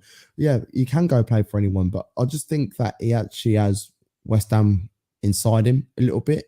And I reckon if he was to stay, he would get that number 6 shirt. They would unretire that shirt, give him the number 6 shirt. And if he did that, he would stay forever. I genuinely believe that. Okay. So what about this? Emmanuel Dennis as a shout for West Ham. Now, you mentioned that earlier on about Forest, didn't it? And like it'd be a great shout for West Ham. Players like that, yeah. See, for me, if I was West Ham, I would have probably looked at players like Brennan Johnson before Forest got the promotion. But I think they've done really well with their recruitment lately, with players like Ben Rama, like Bowen, like Fornals. Not all amazing. None of them are world class, but they come in, they all fit the system, they all do a job. Look. My mate, who's a West Ham season ticket holder, messaged me today, and he said he's just got this feeling that with Chelsea's new owners, and we'll talk about Chelsea obviously a bit later, but with these new owners, that he feels they'll want to come in and make a statement signing, and they think that will be Declan Rice. What fee are you talking? 120 for English tax? 130? It's not about how much he is worth. It's about how much value is to the club that he is at. Yeah. Always say this. I don't understand why nobody ever frigging understands that. Well, it's not worth 150 million. No one said he's worth 150 million. But if West Ham want to let him leave, it's like, well, then there's the money that you got to pay in order to have him. So if you want to put a 200 mil price tag on him, put it on his head. Yeah. If some stupid club is dumb enough to be like, right, there's £200 million. Yeah, it mashes up football. Neymar, perfect prime example. But like, if that's what if that's what it takes, and someone's like stupid enough to pay that money, then they're stupid enough, aren't they? Then West Ham are quids in. If you don't want your player to leave, you put a silly price tag on their head. Simple as that. Do you know what? I've said this for years. So many people and the Jack Grealish thing is the case in point. Oh, he's not worth 100. It's like, well, nobody said he was. No, that's what you have to pay to take players from clubs. That's just what it is, right? Look, we're going to move on from West Ham. I just want to answer this question. Devo, David Moyes, is he underrated? I mean, this guy's had a very odd career, right? He had great times at Everton. Then he had the poison chalice of going to United straight after Fergie, which he's already said in hindsight, he wish he hadn't have done. Yeah. Then Sociedad. Now, what's West Ham, then sat there. But, is he underrated or is he? I've often slagged off David Moyes in the past, and I've put my hands up and say I was wrong. Because people say he did really well at Everton, but people forget he almost got them relegated twice. They stayed up on the last game of the season in one of those seasons. So he's always been an up and down manager. But this job that he's done at West Ham has been a phenomenal job. He's done really well at West Ham. So I have to rate him for that. Is he underrated? I don't think he is. I think he gets his credit as he should. Yeah. But let's not forget where he's been and what he's done. He's done really, really well at West Ham. The rest of his career was kind of mediocre. Yeah. Okay. Moving to another club that have a W. Just by the way, guys, and as long as you two are okay, I'm going to go to 2 hours and then I'm cutting off. I'm not doing 3 hour shows anymore. They kill me. let's talk about Wolves now. Gav, let's start with you. Wolves had a blinder, really. They send me to sleep, man. They play so boring, man. Yeah, cool. But factually, they were right up in it until about the last 8 or 9 games in that kind of fourth conversation. Now, I don't think anyone in the heart of hearts thought they would, but they're tough to beat. They've got some really good players, right? And the likes of Neves and Moutinho and Cody at the back and Podence and Neto. What do Wolves need to go to the next level? And is there a real danger that the likes of Neves, Traore, Neto and Podence do get poached this summer? If they do, their recruitment process is who's decent, who's Portuguese. Right. Let's sign them. Like as long as they're not world class, let's sign them. And they do it, and they do it well. I really think they do. They're just boring. They're so damn boring to watch, you know. But they're so well structured, so well drilled. Everyone's like, "Oh, Nuno leaving. Oh, you know, he's going to mash it up. Bruno Lage's come in and pretty much taken them back to where they were in terms of getting the results wise. They're fine. They need a striker, as everyone does, because Jimenez. I'll tell you what. If Darwin Núñez went there, I'll be like, okay, cool. Yeah, I genuinely believe that is his level, Wolves, and that's not a disrespect to Wolves. Wolves are, for me, a consistent top side, aren't they? Yeah. You know, everyone's talking about second season syndrome with them. You know, was it last season when they had a bit of a wobbler? But other than that, it was like the season just gone 8th. You know, the season last was it like I think they're a little bit lower down. The season before that, 7th and 7th, wasn't it? Yeah. They're a top half side, and they're consistent, and they do the right thing, and their fans are absolutely brilliant. Honestly, I don't know if you man have ever been to Molineux before, but like the last time I went to Molineux, they got pammed. They got pammed 5-2 against Chelsea. I'll tell you what, for the whole 90 minutes, they did not stop. They were on it the whole time. Their fans deserve better. They deserve a European run again. I just think in terms of signings, yeah, just send your scouting team out to Portugal and have a look at Familiarco and like Guimarães and like Tondela and those sort of sides. But like, who's the best players that are playing for these clubs? Let's have a look at those. You know, it's no point going to Porto and Benfica and them, man. Well, you say that. Not right now.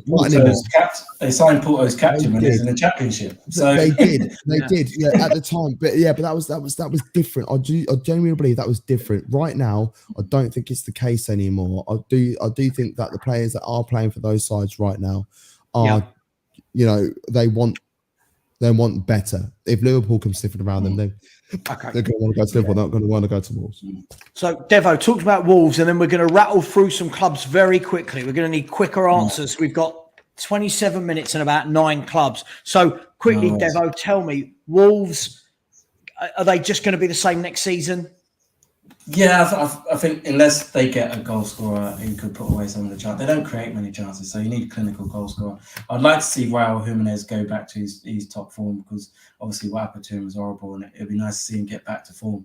But I think in terms of signings, yeah, they'll probably sign some no names for Portugal and then make them into, you know, decent players.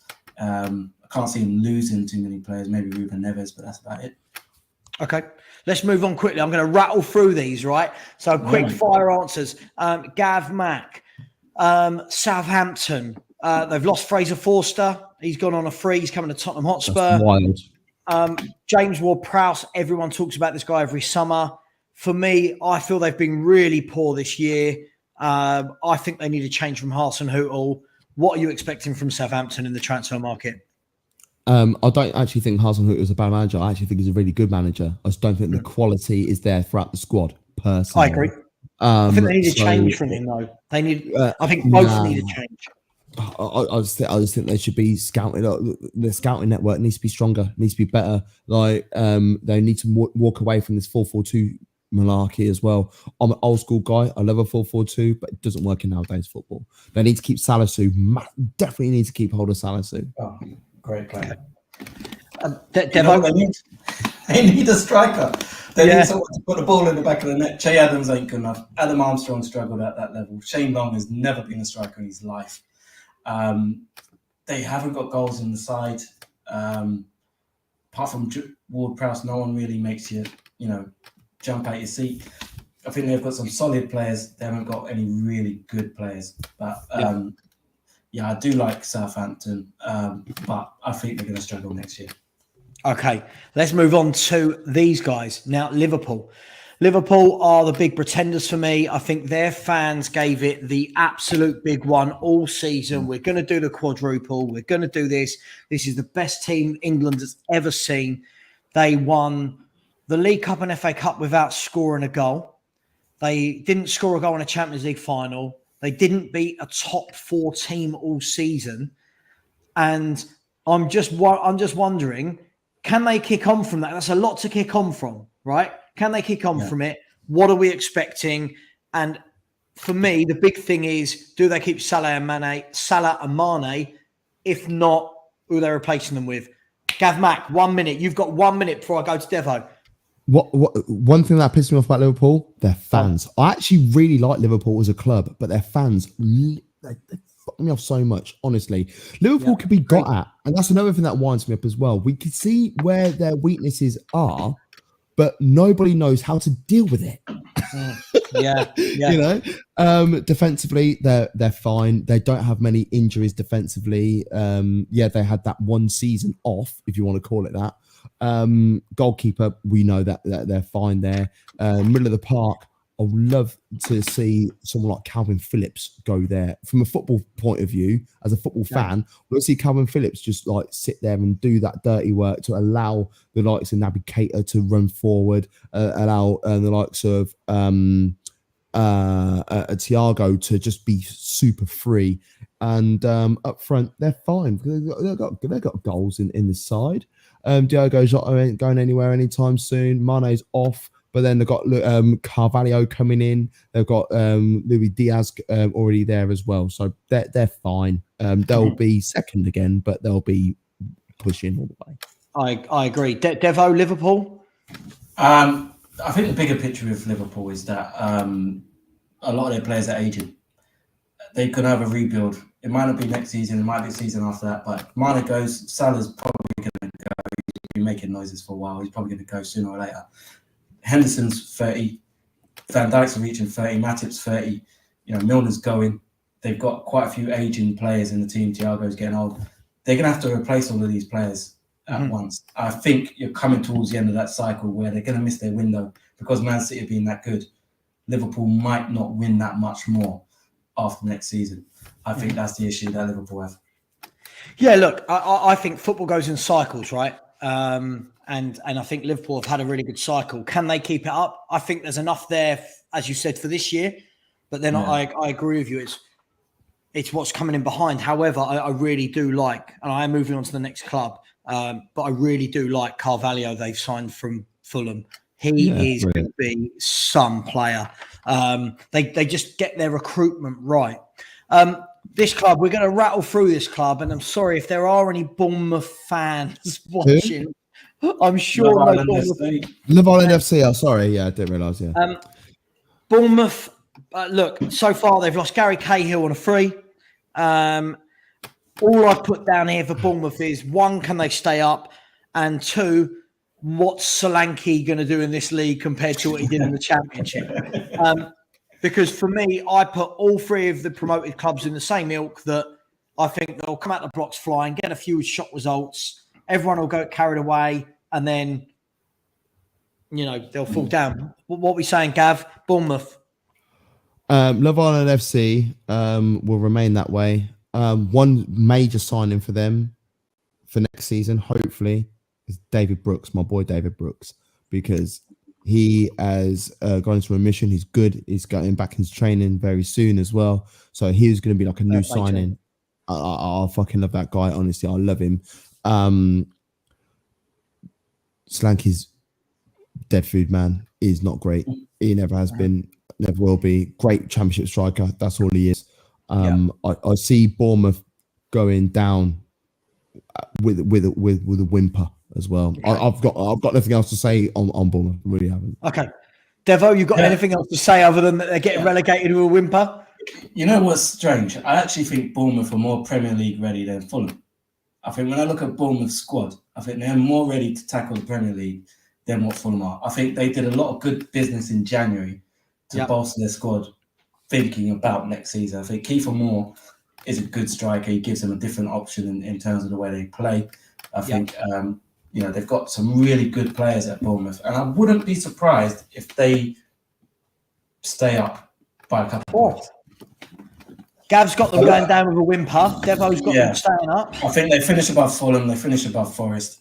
And I really like Scott Parker. I think they I love Scott Parker. He's a handsome man, dresses well, great typing. They're going down.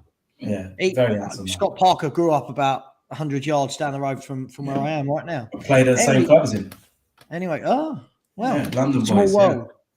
Yeah. Now we are moving on to anyone who's viewing it from my point of view is going to lose their minds about. You've kept them to the end, and we're doing a 3-minute roundup on your club on this channel. Yeah, because you've got to remember that. You're so anti-Spurs. He's done this already. Oh, don't, Gav. Don't. Just don't. I get it all day. You hate Spurs. Oh, God. You hate Enoch. You're not a real fan. All this nonsense. Look, let me get it from your perspective, because all of the people in the chat, they know my perspective on Spurs without a doubt. I don't need to tell them. They know. Spurs are being linked to every single player under the sun. I saw today that Ali Gold put out that we're trying to get about 19 centre-backs from across Europe. We've got a lot of players that need to go. Lots of Spurs fans are getting overhyped, thinking we can win a league title. Sitting on the fence, I know you're Arsenal fans, but I know you both know your football. What do you make of Spurs, and what does Spurs need to do to kick on? Who's going first? Either one of you. I'm not fussed. I love you both. I think Spurs need to they need to get rid of quite a few bits of deadwood. I think they need to get rid of that. And there's quite a bit that you can make money from. The Celso, I think, is going to Villarreal, so there's a bit of money in there. I think defensively, you need to shore up your centre-backs. I think Dyer had a great season. Romero's a great centre-back. But if you're going to play those three, I think you need a better centre-back than Davinson Sanchez. I think you need a centre-back in that ilk. So Bastoni would have been brilliant. I think the Perisic signing is brilliant if he's going to play at right wing-back, because Emerson Royale's not the guy. I do like Doherty, but I don't think Conte likes him. Agreed. You need an upgrade on Sessegnon on the left. Reguilón, decent. I think you can upgrade that. But I think other than that, maybe one more central mid, and that's about it. Yeah. I think you've got a pretty good side on it. Perisic loves it on the left-hand side, though, doesn't he? I was starting to understand, like, unless you're going to play him in a front three, then what's going to happen to Kulusevski? You know what I mean? Kulusevski, he starts every week. I'm sorry, like, the guy is an animal. I remember when Arsenal got linked with him, man were like, I don't know. You don't watch football. Yeah. You don't know how good Kulusevski is. For the love of Jesus. Too many fans that don't watch football outside of England, Gav. Do you know what? Yeah, Spurs and Arsenal, we're so alike in ways. Because we love our clubs, we just look at them and we're like, oh, this team is great. We need this player, but then we have like mutual love for players that are already there. Even though that we've been linked to someone who is better than what we've already got, we're just too loyal to what we have. Yeah. So, like, even though I'm not a Tottenham fan, everyone knows I'm not a Tottenham fan. I don't actually dislike Tottenham, and like I really don't. And like I'm thinking, I don't. I'm an honest guy. I don't give a shit. I don't give a shit about Tottenham, but I don't hate them. I don't love them. I don't give a fuck about Tottenham. They're irrelevant to me. But I do like watching them play. And it sort of started from the 16-17 season. And like, I just think of, I'm trying to think of who would come into Tottenham, apart from the Davinson Sanchez shit. Like I don't want to see anyone going at left wing back, because I'll be like, what about Ryan Sessegnon? I like him. Do you know what I mean? What about Reguilón? You know, see, I as a Spurs fan, right? I don't have sentiment. right? We have fans that like this person here has said, he said, yeah, we used to call players like Sissoko the GOAT. I have no time for poor footballers. I have no sentiment. It's not like if we get rid of these guys, they're going down to the job centre, right? These guys are wealthy footballers that move on and get paid wealthily somewhere else. I have no time for the Ryan Sessegnons, the Emerson Royals. I think he's dreadful. I think Emerson Royale is dreadful. Oh, hello. I see them as the same. I'm not sure what Ryan Sessegnon. No one can tell me one thing he's good at. Like, he's not strong. He's always out of position. He looks like, the way I describe it, for me, he looks like a rabbit in headlights. Whenever he plays, I do think he's better further up the pitch. I think he's much better at the top end of the pitch than he is at the other end. So that's why I think Tottenham could do with an upgrade at that position. I think Reguilón is the same. He's better at the other end than he is going back. I think you could do a lot better at left wing back. A Cucurella would be a massive upgrade for me. Do you know what I mean? There's quite a few good left-sided defenders out there at the moment. Yeah, I agree. Apparently, Cucurella's going to going to a City. But this is where, you know, when I said that party after party has terrible opinions, this is how you know he's 12, right? Because you get fans that say things like, Cess pocketed Salah and Saka. Now, first and foremost, I don't want a player that pockets players once every 10 games, right? If you've got ambition as a club, if you've got you guys as Arsenal fans, you were alive in that, in that era to see Arsenal winning leagues, being invincible. You don't have players like Sessegnon in this. Do you know what I mean? And we've got too many fans that will go, "Oh, Lucas Moura, but he did get us to a Champions League final," and "Oh, Harry Winks, he's one of our own," and "Oh, Ben Date." For me, those fans have no ambition, because if you want to keep having the same players that have failed time and time again to deliver. What is it? What's that saying? I disagree with that. Yeah. Channel 4. Such a delay. It's like Channel 4. My back. For me, the definition of insanity, doing the same thing over and over again, expecting different results. But when you get fans that say things like, "Oh, he pocketed a player once," I don't care. Everyone has a good game. Everyone has a good game. You want 8 out of 10 performances every week if you want to be that top 4 Champions League club. Let's move on from Spurs. Gav, are you with us? Yeah, I'm here, but I'm going to keep my hand over my mouth because there's such a delay, and if I feel sorry for the deaf listeners right now, deaf viewers, watchers, deaf viewers. Just so you know, guys. Come on, so you know, this guy is using my line against me. I always say to Spurs fans, right? This is my line: is you have the club you deserve. So when he's telling me I have the team I deserve, no, I have ambition. I don't want to see fucking Ryan Sessegnon, Reguilón, Doherty, Winks, Sanchez, Ndombele, Lo Celso, Hill. Doherty, probably Guna as well. No, they're all okay. No, they're not. Some of them are shit. Let's call it for what it is. Spurs got top 4 because of Kane and Son. Harry Winks is he's poor. Yeah. Right, let's move on. Ollie Skipper's decent. Anyway, carry on. Let's go to. We've got 12 minutes left. Leeds United. Now, Leeds had a very lucky escape, right? I think that gamble for bringing in Jesse Marsh looks like a great decision now, but looked up until half-time on the last day of the season like they were going down. They've signed Aronson from Salzburg. I just worry for them. Are they going to lose Rafinha, Phillips, Bamford, Meslier? What do you see from them this year, Devo? I think they're going to struggle again this year. I don't think it'll be as bad. I think one thing that Jesse Marsh has to tackle is the discipline, the ill discipline. Cost them many times last season. They had horrendous injuries as well. Bamford hardly kicked the ball. Liam Cooper hardly kicked the ball. Calvin Phillips come back right towards the end of the season. So they had horrendous injuries. If they could keep players fit, they've got a pretty good squad. Yeah. But I don't know if Jesse Marsch is the right guy. I don't know. Big gamble, there's right? a massive question mark on him for me. I do like Aaronson. I love that signing. I'm a big fan of Brendan Aaronson. I think he's a brilliant player who gets goals from midfield, engine on him, creative. I think he's going to surprise quite a few people this season. But if they brought him in because Rafinha's going, that's not good enough. Right. Okay. Leo Castellanos, great player. We did our thing on the MLS last year. He was regularly spoken of, wasn't he? I think we are back. Lovely. Yeah. Can move my hands. I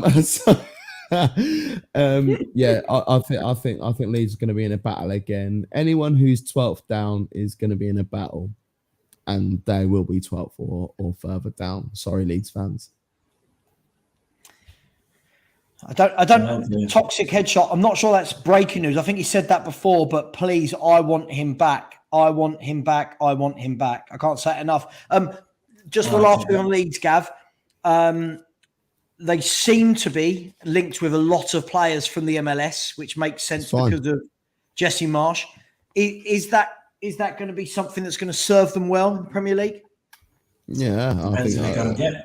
Yeah, exactly. Like you can't just go sign anyone. Do you know what I mean? Like the MLS has got a lot of talent nowadays. I still think that a lot of people that are our age and younger still believe that MLS still take those weird penalties from 1996 from the halfway line, and that the MLS is moving forwards at a very quick rate. And there's a lot of decent talent that have been knocking around in the MLS that are coming over to Europe and playing in some big leagues, some half decent clubs as well. Some of them world-class clubs and starting games. So I think it's about time we start putting a little bit of respect on their name and the MLS. And if these sort of players that they're linked with are able to come over and hit the ground running, it's massive. Okay. Guys, we have 8 minutes and 5 teams. We're going for quick fire, minute and a half, 2 minutes on each team. Next team, Fulham. Talk to me, Devo. Go. Dead. They're finished. Right, we're all saying Fulham are going down. Mitrovic will do nothing, but he should sign for a Premier League club that is going to give him the service that he deserves. That's what I'm saying. That was going to be the only thing I was going to talk about with Fulham was, they've lost Carvalho. They've lost Anguissa, who's gone to Napoli. They've lost Seri, Mawson, Hector, Christie. But the only thing I cared about was, can Mitrovic score enough goals to keep them up? Yes or no? No. Because even in the Championship, he was the only one bagging goals. Even in the Championship, he was the only one scoring goals. All right, they're going down. Finished. They're going down. Here you go. Your favourite club. Your favourite club, guys. What I've written down for these guys is I've literally just put Lampard ? I.e. he's a good manager. I've put, does Richarlison stay? Does Dominic Calvert-Lewin stay? What do they need? We've got a minute and a half. Give me 30 seconds, Devo. I don't think Lampard's a good manager. I think Richarlison stays. I think Dominic Calvert-Lewin probably stays as well. But I don't think they're going to pull up any trees. I don't like their recruitment. I think they'll be mid-table at best. Okay. I'll cuss out your man. I'll cuss out your man, the winger. His name's just completely eluded me now. The young Anthony Gordon. Anthony Gordon, good player. Cussed him out at the beginning of the season, like a rabbit in headlights, headless chicken. Turned it on as the season. He got better and better every year, every week. Sorry, I think he has the potential to have a very high ceiling. I'll take Haaland still. He's not had a great season, but real question: what are Everton next? Perfect. We have 3 clubs to go. The next 2 I want to do 1 minute, and the last club will have a few minutes. And then if there is anyone still watching after that, when these 2 jump off, I'll stay on for another 15-minute Q&A about anything, as long as it's not about my love life. I think that gets spread around the internet like mad.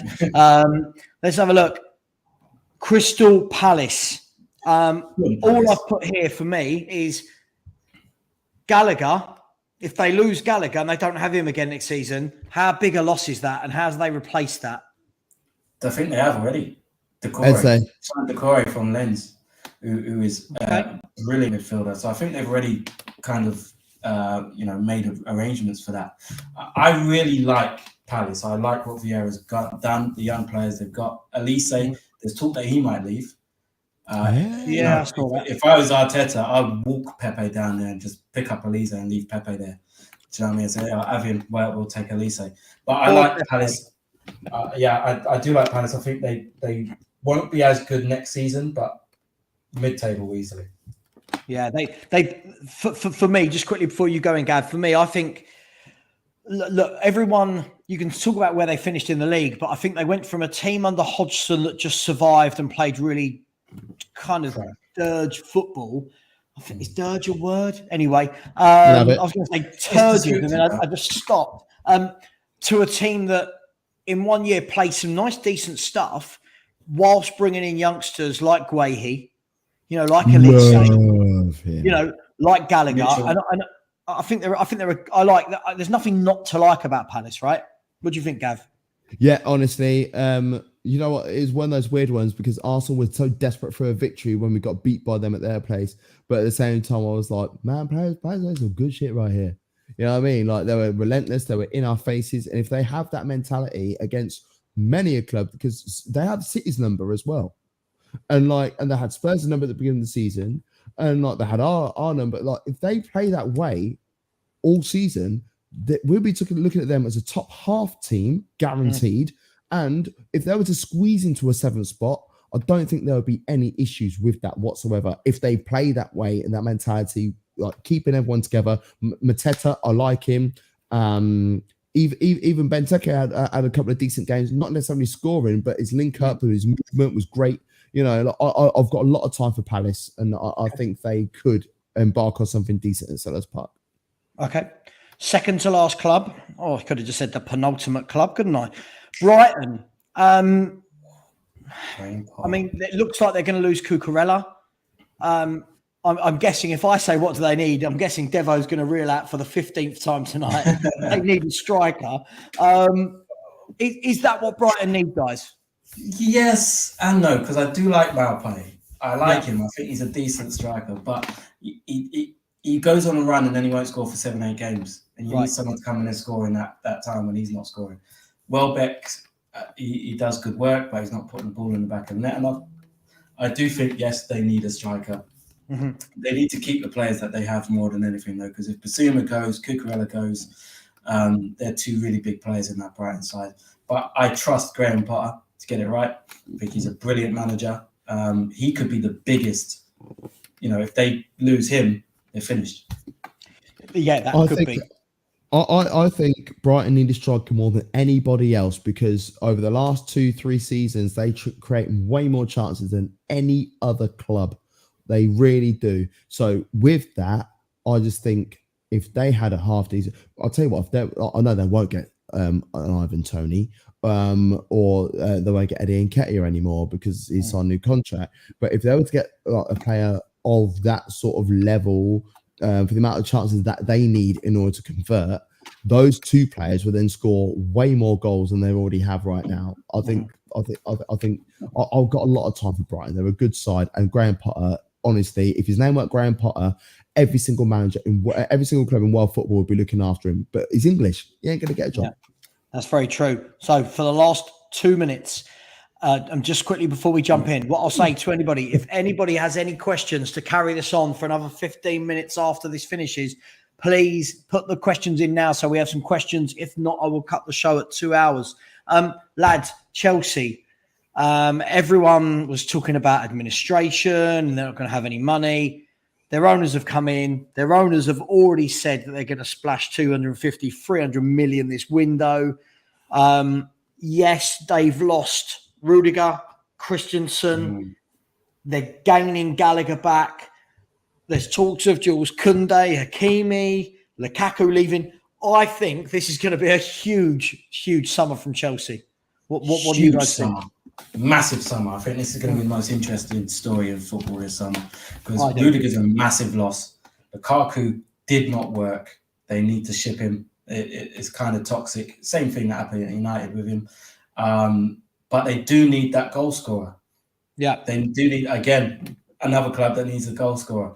But I think Chelsea are very close in terms of their squad. I like the depth they've got in midfield, with Gallagher coming back as well. Defensively, need a centre-back. I don't know if Koundé's the right guy. They definitely need someone in there. Yeah. I think Koundé is the right guy, and I don't think they need a striker. I honestly don't believe that. I think they need someone. I think what they need to do is do how Liverpool have operated, not this season, but for the last 2-3 seasons. They need 2 decent wide men and like that sort of like decent 9.5 guy, you know. And this is where, like, because I'm a massive Timo Werner stan. I don't give a shit what anybody says. And Timo Werner did all his decent work at Leipzig when he was playing wide left, like if in a 3-4-3 formation as well. Mm-hmm. Don't play him through the middle. Don't play 2 up top. Old school reference there. But like, if you play a 3-4-3 and you play Werner on the wide left, you will see. Look at the back end of the season, the runs that he was making, the chances he was creating, the goals that he was scoring, because he did score a couple of decent goals and stuff towards the back end of the season. Funny that, isn't it? Playing in his position that is most natural. Yeah. What square pegs and square holes? Listen, I know you need to jump off just quickly before you do. I mean, one of my mates said to me, he's one of those football fans that, you know, when you trust someone as a football fan, you don't think they're an idiot. You don't think that they're just biased about their own club. He's a Chelsea fan. And he said to me, the worst thing about Thomas Tuchel and the worst thing about Chelsea is he just never picks a settled 11. Like, he said, this is the worst thing. You don't know who your front three is going to be from game to game. You don't know what the centre halves are going to be. Like, he said, when we had a settled 11 and then you sort of rotate a tiny bit here or there, it was fine. But that, for me, is their biggest issue. And I don't find Thomas Tuchel's brand of football in any way. He's not a great manager, is what you're saying? He's not a great manager. Is that what you want to say? No. Listen. I mean, he gets results, right? But I suppose just at something on the eye, I don't find Chelsea, with the talent they've got, I don't find them good to watch. And I believe that that's the reason Lukaku didn't work out, because Lukaku wants to play for a club that create, right? That use the striker as a focal point. Mm-hmm. And Chelsea just don't. Chelsea don't play like that at all. Because that Lukaku situation, I saw someone on Twitter and I did a bit of digging. Then they got the numbers slightly off, but it weren't that far off. Like, he scored 7 goals in the Premier League or something. His expected goals was 6. So therefore, effectively, he overperformed because the chance not created enough for the way that he plays and the style that he plays. They don't have that. They don't have that man in behind that is feeding balls. They've got a load of number 10s, as they call them nowadays, but they don't play them in those positions to feed them. The problem is they've almost got too many players, right? Like, when you look at it, forget Lukaku. If you look at all the players who play in behind, Pulisic, Hudson-Odoi, Havertz, Werner, Ziyech, Mount. It's almost like having too many riches. Now, I agree with this. Sorry, guys, I know you really need to go, but everyone just says, "Oh, Lukaku's been shit." Sorry, for me, Tuchel's got to get the best out of him. Surely, if you're going and spending 100 million on a striker, your job is to go, right, how am I building my team to focus on this guy? Because he scored at West Brom, he scored at Everton, he scored at United, he scored at Inter, he scores for Belgium, but Chelsea couldn't get him scoring. And how many at Chelsea? We saw it with Mutu. We saw it with Shevchenko. Chelsea cursed. Number 9s. They cursed. Yeah. Chelsea cursed with number 9. Yeah. Where number 9 is done. I think the Lukaku thing, I think he plays better off with another striker. We saw Inter, he did well with Martinez next to him. Everton, I think he had other players around. I think he had Naismith or someone like that around him at the time. But he played better around other strikers. I think the system doesn't suit Lukaku. He was vocal about that. I think, for me, Tuchel's a good manager. I don't think he's a great manager. I don't think he's elite. I agree. People would say. I think Chelsea's problem is they've got too many players that they need to please. And this goes back to what your mate was saying about the rotating the starting 11. Yeah. He's going to have to piss people off. Chelsea can't have that amount of players and everyone's happy. Doesn't make sense. No, of course. Do you know what I mean? Again, for me, the dynamic of guys, if any of you need to drop off, just drop off. I need to run away. Love you all. Thanks for the stream. Love you, mate. At GavMat23 on all socials. I'll give you 5 more minutes. And no worries. Bye, Revolution Radio 96.1 FM in Northampton and the Revolution Radio app every Saturday afternoon, 2 till 6, music and sport. Love you. Get me on this Saturday. You are coming on this Saturday. I know I'm coming on this Saturday. Yeah. All right, mate. See you later. Love you. Love you too, man. Right, Devo. I mean, this is the thing for me. Like, I look at Chelsea and the number of players they've had out on loan over the years that come back. And then, I mean, they made, 25 million out of Guehi. They made, 35 million out of Tammy Abraham. Yeah. So something's working. But it's like, now, look at Gallagher now. One of the brightest players, young players in the country. Just had a brilliant Premier League season. Any other club, he goes back and he plays week in, week out. Yeah. Yeah. I'd love him at Spurs. You'd love him at Arsenal, right? At Chelsea, what's going to happen to him, mate? He'll be second fiddle. Look at Loftus-Cheek. Loftus-Cheek, same trajectory. Had loans at Palace, smashed it, came back in and out of the team, went on another loan. Chelsea's business model is one of the best in the world because they stockpile young players, loan them out for 2 years, and then sell them off for 30, 40 million. And you're like, they sold a player called Ichi Ugbo in the summer for 10 million. Have you ever heard of that fella? No. Never played for Chelsea in his life. Spent about 5 loans, 10 million they made off him. That's a brilliant model. But I'm just going to go off point a little bit when talking about. No, go for it. Go for it. Listen, there's no rules. There's no rules. Last season, when we were linked to Emi Buendia, Arsenal fans like, can't sign him. He's played in the Championship. He hasn't done it in the league. Conor Gallagher never played in the Premier League before he was loaned out to West Brom last season. He spent the season before that at Charlton in League One. Yeah. Guehi never played in the Premier League. Spent the season on loan in Championship. Smashed Swansea, it. Came back. Yeah, Swansea. One of the best centre-backs in the league last season. Yeah. People need to stop disrespecting the Championship and realise there's so much value in that league.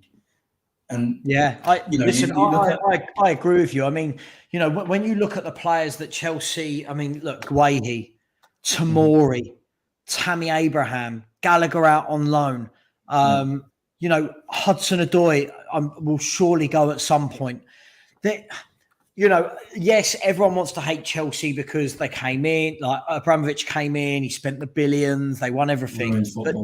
But now when you look at their model, they actually make loads of money on players that have come through their academy. What other club can say that? No one. No one else has the same system as them. I do fear for them when they change the loan structure, because apparently it's coming in, you can only have 8 players out of loan or something at one time. Chelsea may struggle in that regard because they usually have around 24 or something. Yeah, so, I know. They have a whole squad out. But it's like this. It's like what Matthew said. Brozier as well. They got Brozier out, and Livramento. But they had to sell Livramento. They had to sell him because you can only loan one player to another Premier League club, I think. So to sell him to Southampton, so they could loan Brozier, but with a buyback clause, so they could just buy him back if he smashes it. They're a very well-run football club. Oh, they are. They absolutely are. And I'll tell you what, even look at all those players we just mentioned that weren't playing for Chelsea last year, right? So we've just named 6 or 7 young players that weren't there. Then you look at the English players that have come through their academy that were there this year. You've got Reece James, right? You've got what's his name? The centre half, Trevor Chalobah, right? You've got Mason Mount, Ruben Loftus-Cheek. It's like they're just a factory for good young English players coming through. And I'll be honest, I'm jealous. Spurs don't ever do that.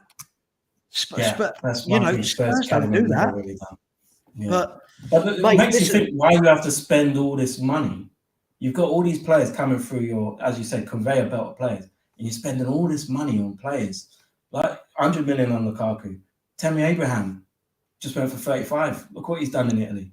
So let me ask you a question.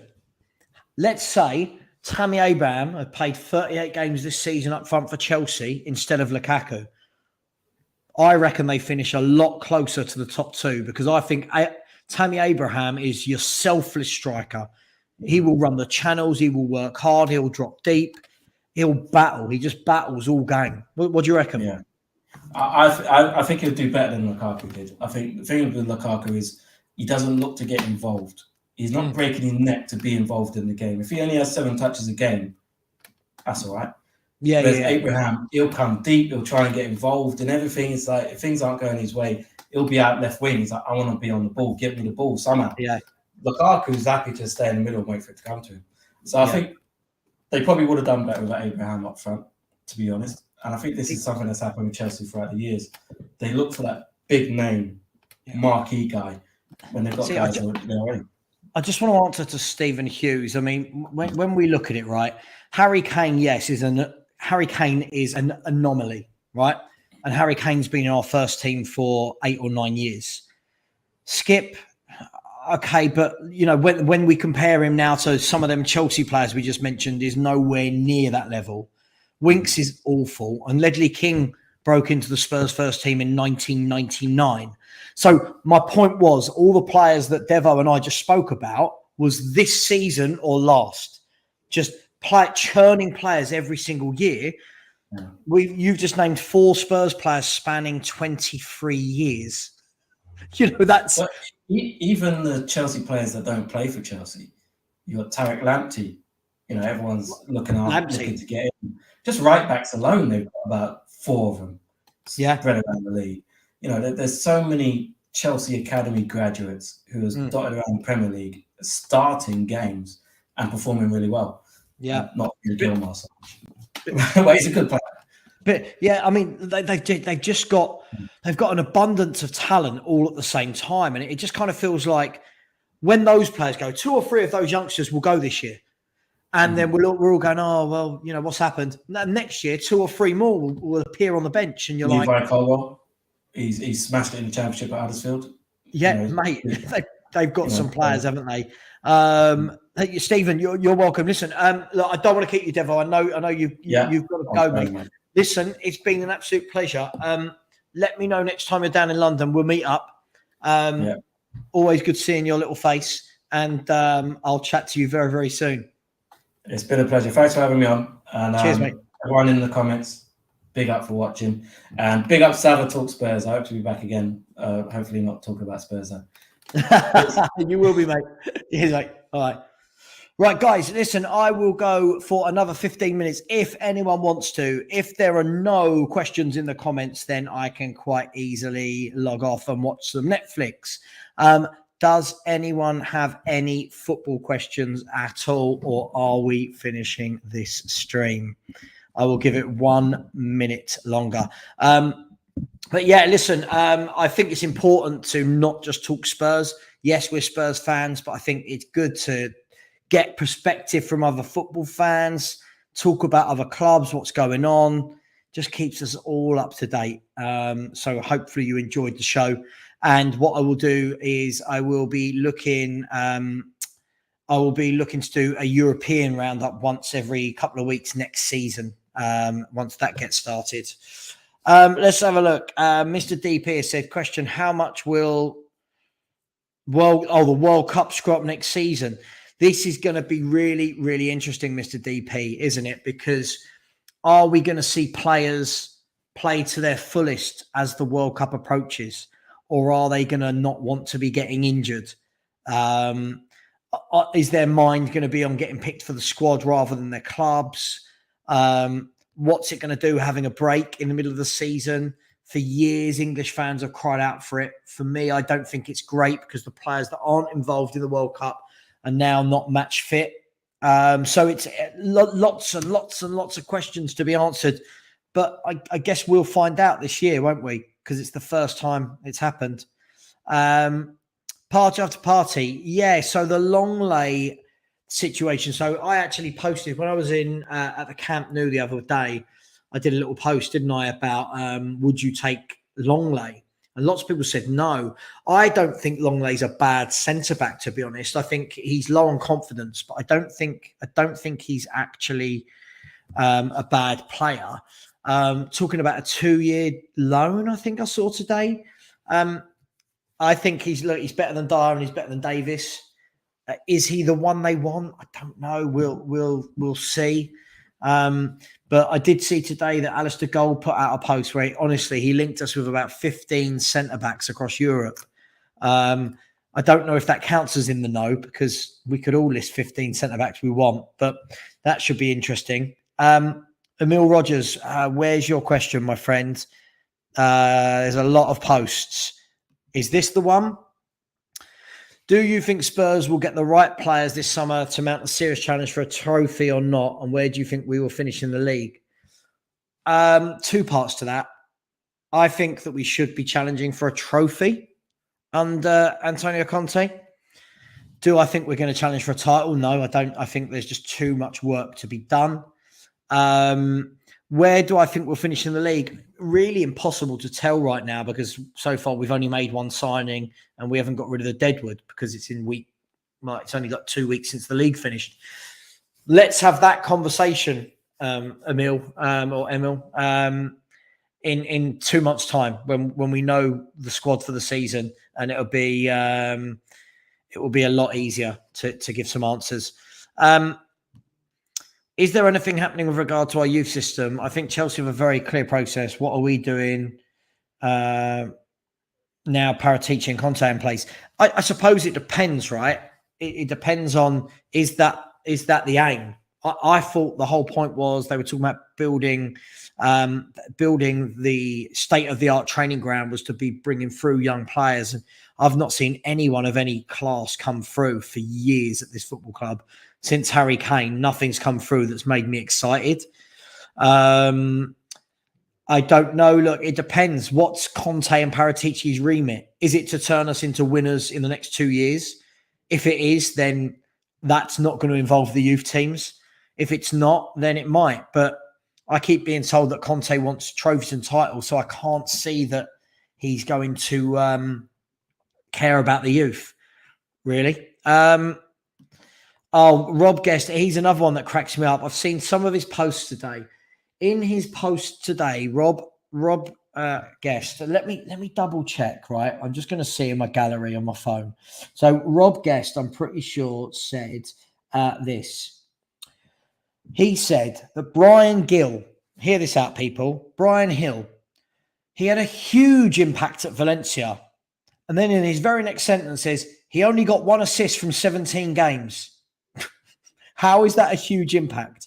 No goals and 1 assist. Right? The next one. Parrott has been a revelation for MK Dons. He scored 8 goals in about 46 games in League One.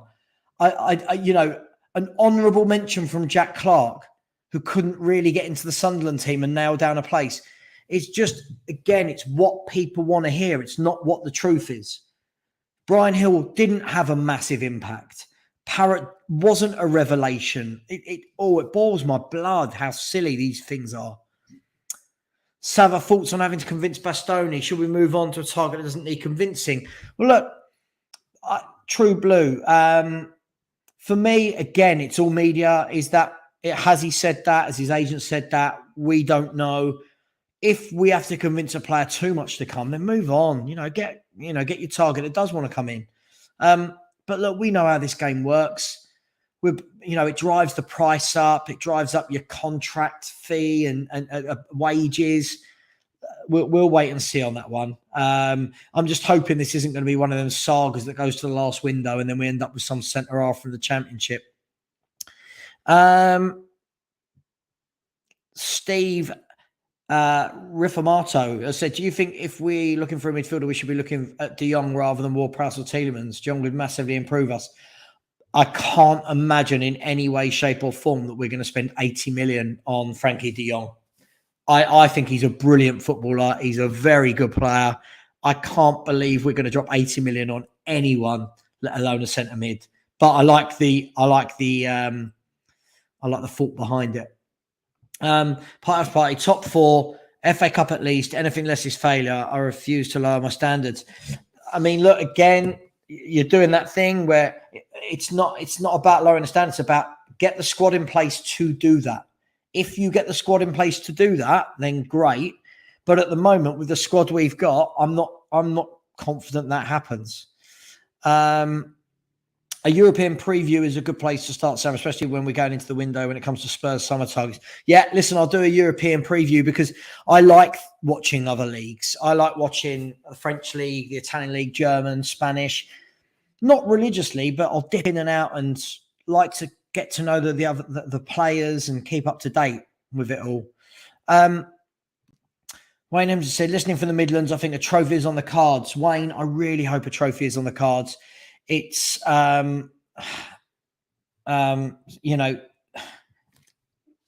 it's needed. This club, we've won one trophy in 21 years. It's not good enough. It's just terrible. And that's why, Wayne, when I'm told that, oh, I'm so ungrateful for what Enoch and Levy have done, one trophy in 21 years, there's nothing to celebrate. So, yes, a trophy needs to be on the cards. Stephen, that's why what you're doing here is so needed. I don't. What do you mean, Stephen? What am I doing here? Just trying to be honest, realistic. Is that what you mean? Look, part of party. Leicester won the league without a world-class team. Yes, but Leicester won it. They weren't up against a Liverpool, Man City team like this and a Chelsea team like what they've got. I think people come out with these things and they don't. You've got to engage this. Can't say how Leicester did it. How often does that happen? And who were Leicester up against that year? It was us and Arsenal. You know, it wasn't a Man City team getting 90 odd points and 100 odd goals, was it? So I think sometimes you just got to use this a little bit before unfortunately, you just get carried away party after party. I think it's great. Live your dream away. But for some of us who are a bit older, we've been here, seen it and done it, and football doesn't work in the way that you want it to. The anything is possible slogan is an interesting one for me because in football, you've got to have the players. We're about to go into Champions League, FA Cup, League Cup. You've got to have the players to cope with that and the quality of players. When Leicester won the league, it was when everyone else was at their lowest ebb and when they didn't have European football. So sometimes with context, this and party after party, I know you always jump on and there's context that needs to be put into everything. All of a sudden our fans want us to go from not winning anything to winning a fucking league title and FA Cup in one season. It's just mad. Oh yeah, the Rob Gessinelli goal. Listen, do you know what? I like what they do for content, but I just feel like it gives people false hope. Yeah, it gives people false hope because, as I said, Alistair Gold today has talked literally in his post that he mentioned, I think, 12 centre-backs. 12 centre-backs throughout. Spurs are looking at this. If not this. One of them is going to happen, and then people will go, see, Ali Gold got it right. We could all chuck out 12 names. You say Mr. Glass half empty. Again, I'll tell you what, party after party, I'm more than happy. If you want to jump onto the stream right now, we'll have a debate. If you want to jump onto the stream right now and tell me why I'm wrong, use words, explain to me why I'm wrong. Because what I'm doing party after party, if you noticed, I'm using sentences and I'm using rationale and I'm using context. What you do is just type things like this, Mr. Glass half empty. I'm not glass half empty. Wait until you've seen what squad we get. Wait until you see what other clubs buy before making predictions on, we're going to do this, and this. It's just madness. So far, we've signed Perisic only, and fans suddenly think we're going to be in a title race. You let it unfold. It's madness. Yeah, I like to school people who are stupid. This is the problem, Bump of K. Again, I always say this, if you don't sit here and say, my club's the best, my club's amazing, we're going to win everything, people call you negative. But sometimes you have to put them in their place, and it's always the people who be too scared to come on and say it. Agreed, Scott M. Not anything is not possible. No, I agree. It's all about the players you buy. Hope you all get Bastoni. I think every Spurs fan hopes we get him as well, mate. Let's just see if it's possible. Let's just quickly have a look and keep going for a few more minutes. Only got 58 likes and I've been going for 2 hours. Come on, guys. Where's the generosity? For a 2-hour stream, for all of the information I put out. Come on. Again, Scott, this is the thing. This is, yes, if anything's possible, then why buy new players? Do you know what I mean? If anything's possible, just sell everyone and put our youth team out. Landing on the sun is not possible, but knock yourself out trying. I like that, Daryl.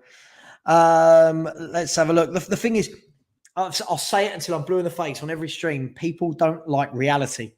People don't like it. People think because Enoch made a statement and because Conte's our manager that now we're winning a league. But where's that come from? Where has that optimism come from? It's not founded. There's no science behind it. We were at our most recent strongest. Yeah. Stephen Hughes, clickbait. That's what they do. Yes, it is. Unfortunately, it is. It's that saying, isn't it? Throw enough shit, some of it's going to stick. That's what they do. If they turn around tomorrow, if one of them broke a story about a plan none of us have talked about, let's just say, for example, they turn around and went, I've got information that Spurs are in talks with Conor Gallagher and will sign next week. I'd go, okay, if that happens next week, fair play to you. All they're doing, same names, 5, 10, 15, 20 reporters from Spurs, all saying the same names, all giving you different information. But if people like that, then that's cool. Leicester caught lightning in a bottle. Weak as piss league. Kante signing. Vardy and Moyes. Absolutely. Absolutely. Who were they up against that year? Scott, you're right, Scott. I like you, Scott. I like you all the way from there in Canada. They don't want reality. They do want delusion.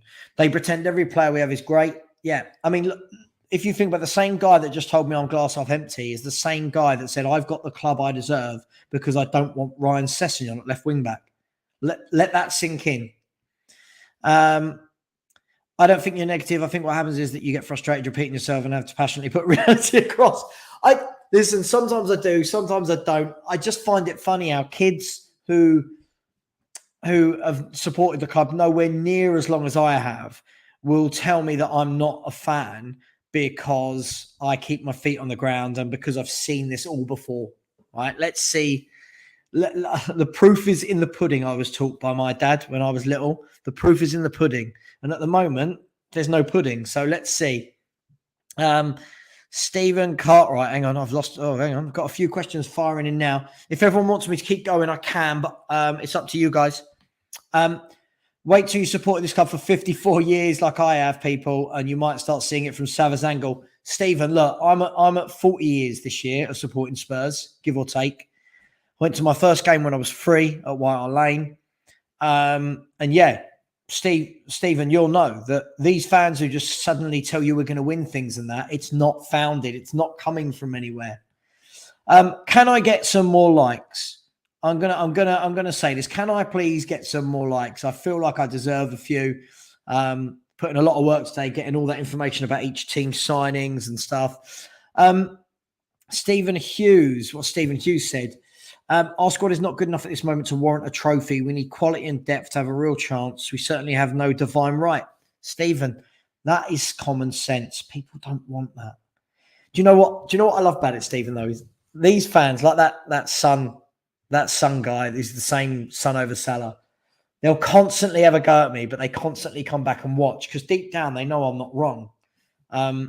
I've said I will give a league prediction when we've closed out the window and I've seen the squad. All these fans now going, we're going to challenge for a title when they haven't even seen what we're signing is just ludicrous, isn't it? It's absolutely ludicrous. Paul Pablo, what in your opinion is most positioned to improve? Wing backs. I mean, there's so much that needs improving, but wing backs.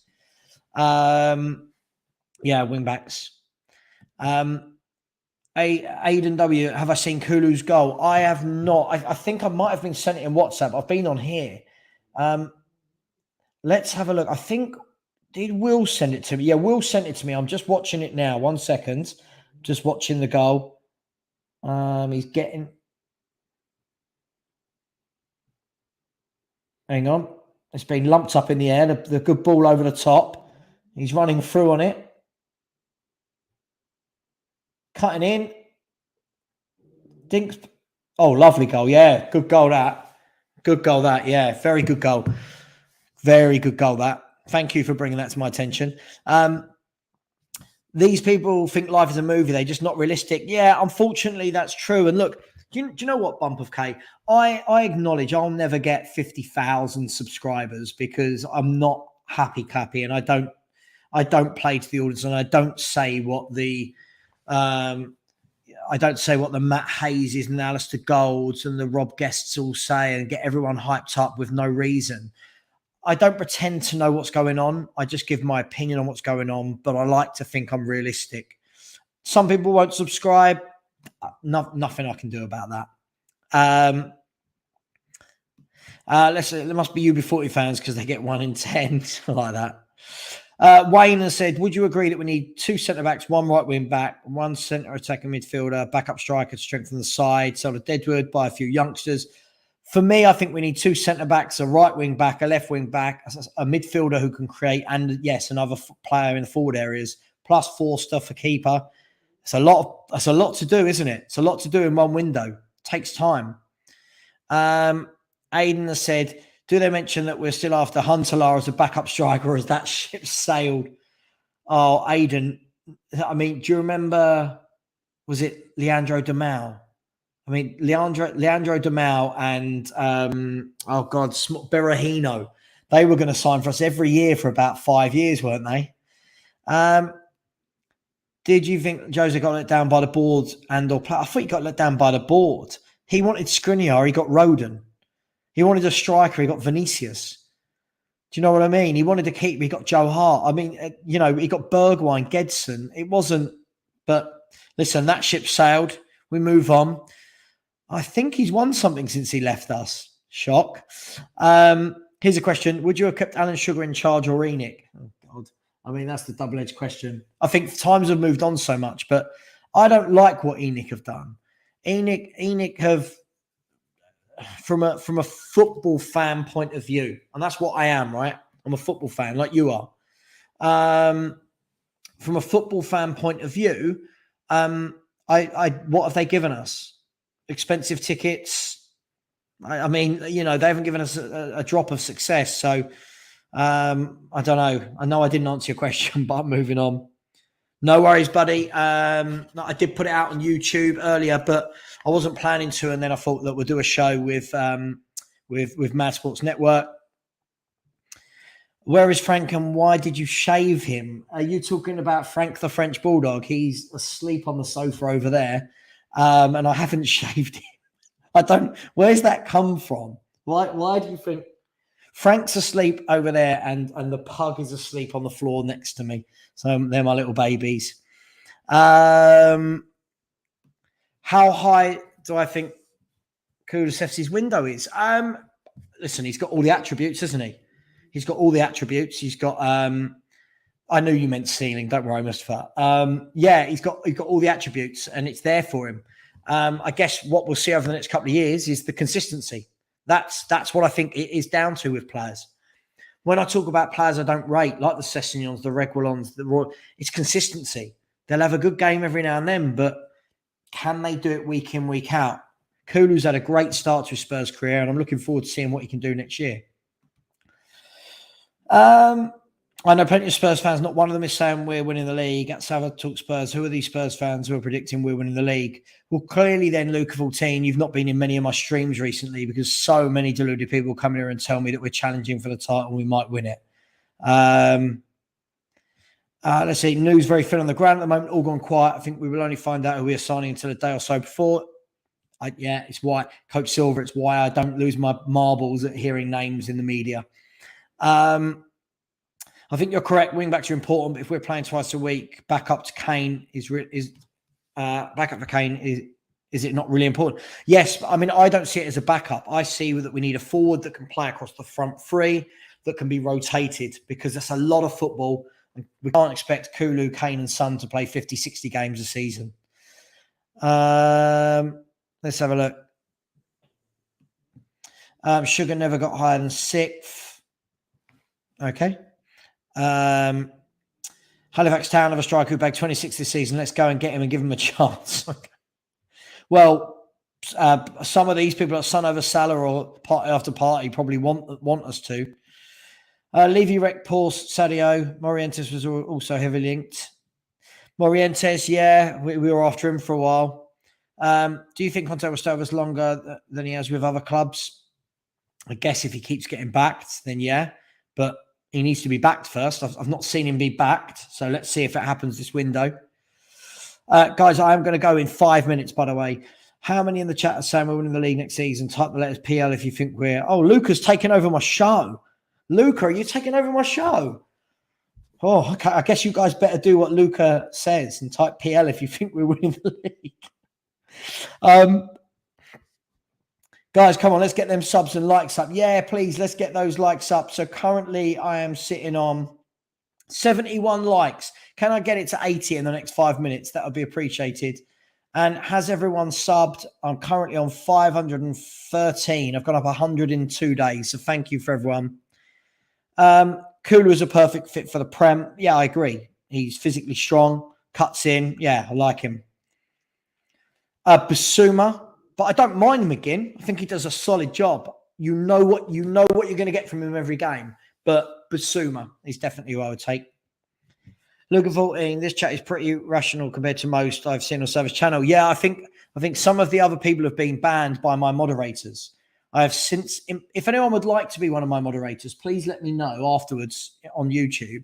But I have given 10 or so people moderator privileges, if that's the right word, or permissions. And thank you. They've done a great job of getting rid of some of these idiots. Let's bring back Bale, Ericsson, Modric, Walker, Trippier. Yeah, we're going to bring back the crew. We'll get Defoe back and Crouch and Cranchar. Mate, don't be silly. I was only joking. Listen, this is what this is all about, right? I hate those shows where you tune in and they don't involve the listeners.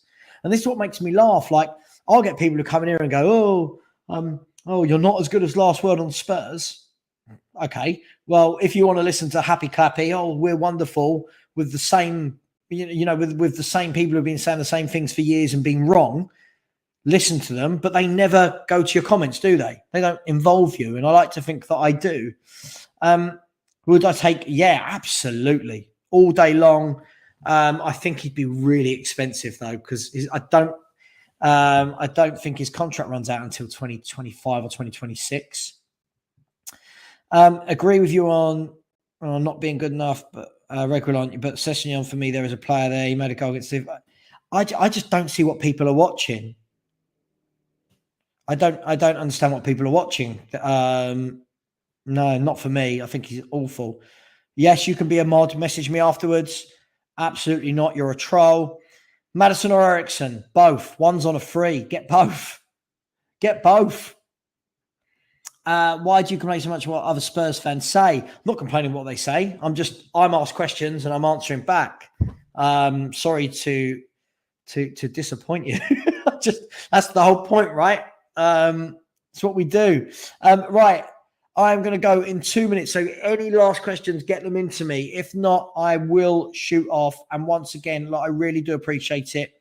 Apologies that my stalker came into the chat again, talking about shower pictures and something about my fiance, and I don't know, blah, blah, blah, blah, blah, blah, all this kind of stuff. By the way, when my fiance sees this, she does laugh because this guy comes in saying all this weird kind of stuff, thinking that he's affecting my life.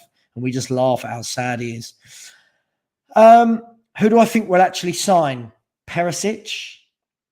Is that cheating? Forster? I think we will get Ericsson. I think probably someone like a Longley on loan. I don't know. I just don't know. That's the problem. There's so many players out there. So I'm just going to write down some of the names of people who wanted to be moderators. So True Blue, you want to be a moderator? Yeah, I trust you. It's got to be people I trust, right? And I'll give you permission to, sorry, party after party. I never understand you. You call me out the whole show, but look, welcome back. I'm sure we'll go at it again next time. And it's never with any hate. Just remember that. No matter what people tell you about me, I'm not a monster. Look, not a monster.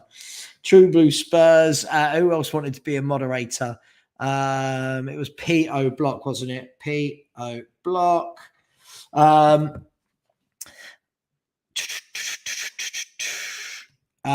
like the idea you answer comments. That's the best idea. Look, Paul, I think if not, what's the point in doing this?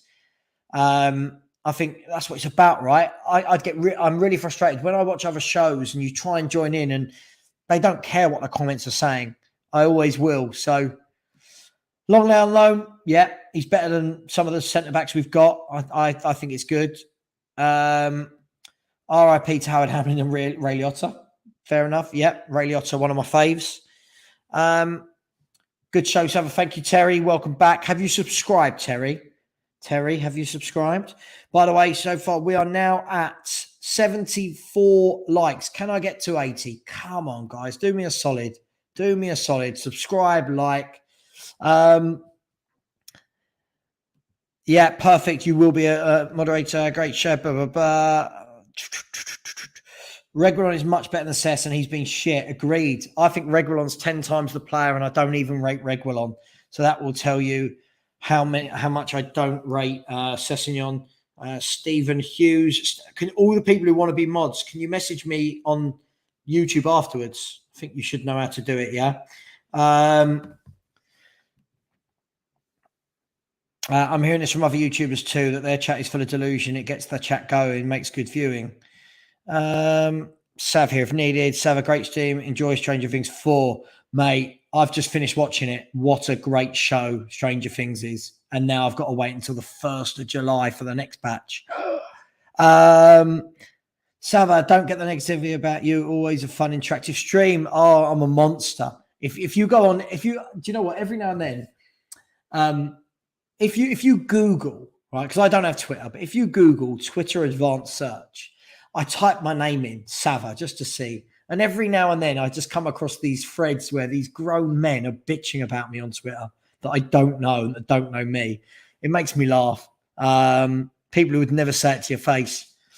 Your channel should grow, Sav. Just keep doing what you're doing. Yeah, George, thank you very much. I'm just doing what I do. Jonathan George, big up Savva. Best Spurs show. Thank you very much. Daryl Denton, opinions are like arseholes. Everyone has them and shouldn't be taken personal. Love it. Yeah, Terry, I knew you had. I was just joking, mate. Coach Silver, smash the likes. Absolutely. Fuzzy Khan, I first heard you on Henry Wright's channel and instantly I wanted to subscribe to your YouTube, but you didn't have one then. Look, thank you. Look, Henry's a good lad. I've been with him since day one. So, look, guys, I am going to jump off. Yes, I am a realist. It gets misconstrued for negative. Don't let it be misconstrued. Have we got any last questions? Any last questions? I thought I'd feel more tired than I am, but any last questions? How dare you have an opinion? Yeah.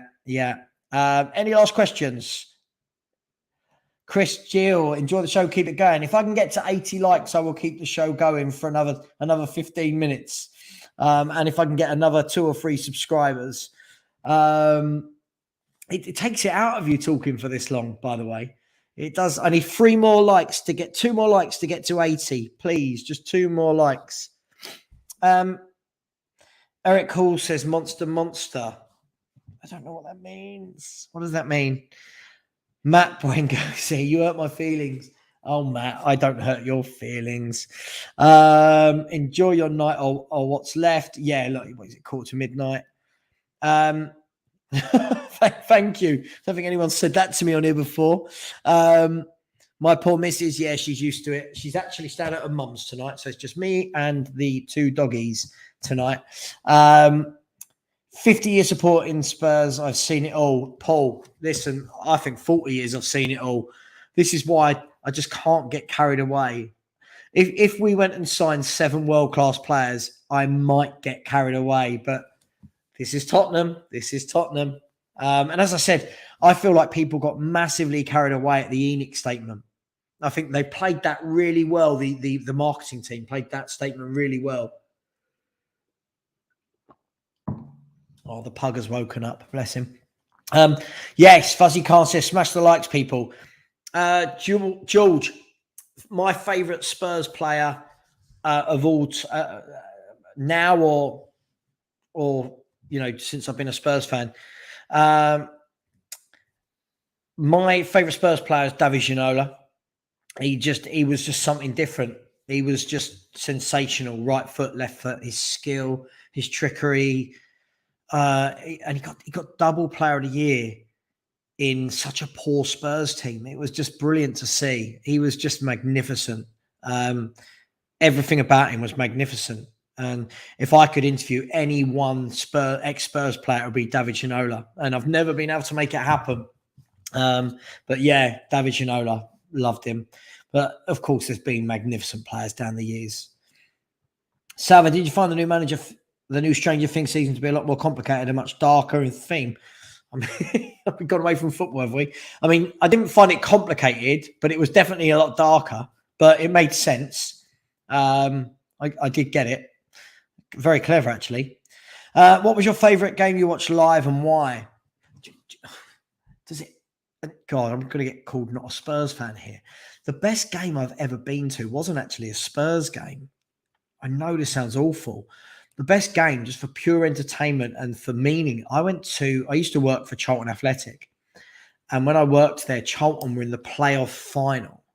Charlton were in the playoff final against Sunderland. And I went, and it was 4-4. And then into penalties, and Clive Mendonca scored a hat-trick. I don't know if some of the older people might remember the likes of Richard Rufus, Clive Mendonca, Niall Quinn was playing, Andy Gray. Not Andy Gray, sorry, Michael Gray, Sasa Ilic. What an amazing game. But yeah, that was the best game I've been to. Sorry, it's not Spurs.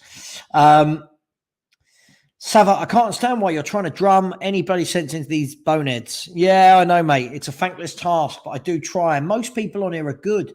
Most of the people, the following that I have that watch my show are good people that want to talk football and ask sensible questions. And then, unfortunately, you just get a few trolls, and that's what it is. People forget in the 90s we nearly went bust. Do you know what I always like to say, Coach Silver? People forget in the 90s we won 2 trophies. And I was at both of them. 91 FA Cup, 99 League Cup. My favourite Spurs player now, Harry Kane. I just can't look past him. He's just Mr. Spurs. He's carried us for many years. He's just brilliant. He's a wonderful footballer, technically, finishing with his head, both feet, his passing. He's just, quality. Yeah, George, me too. It's what we've not had for years, and what I really miss, a player like Ginola. Listen, Glenn Hoddle was... Listen, I'm not saying Ginola was a better player than Hoddle, but Ginola, for me, in that era, was just sublime. Glenn Hoddle, though, possibly the best player that's ever played for Tottenham Hotspur Football Club.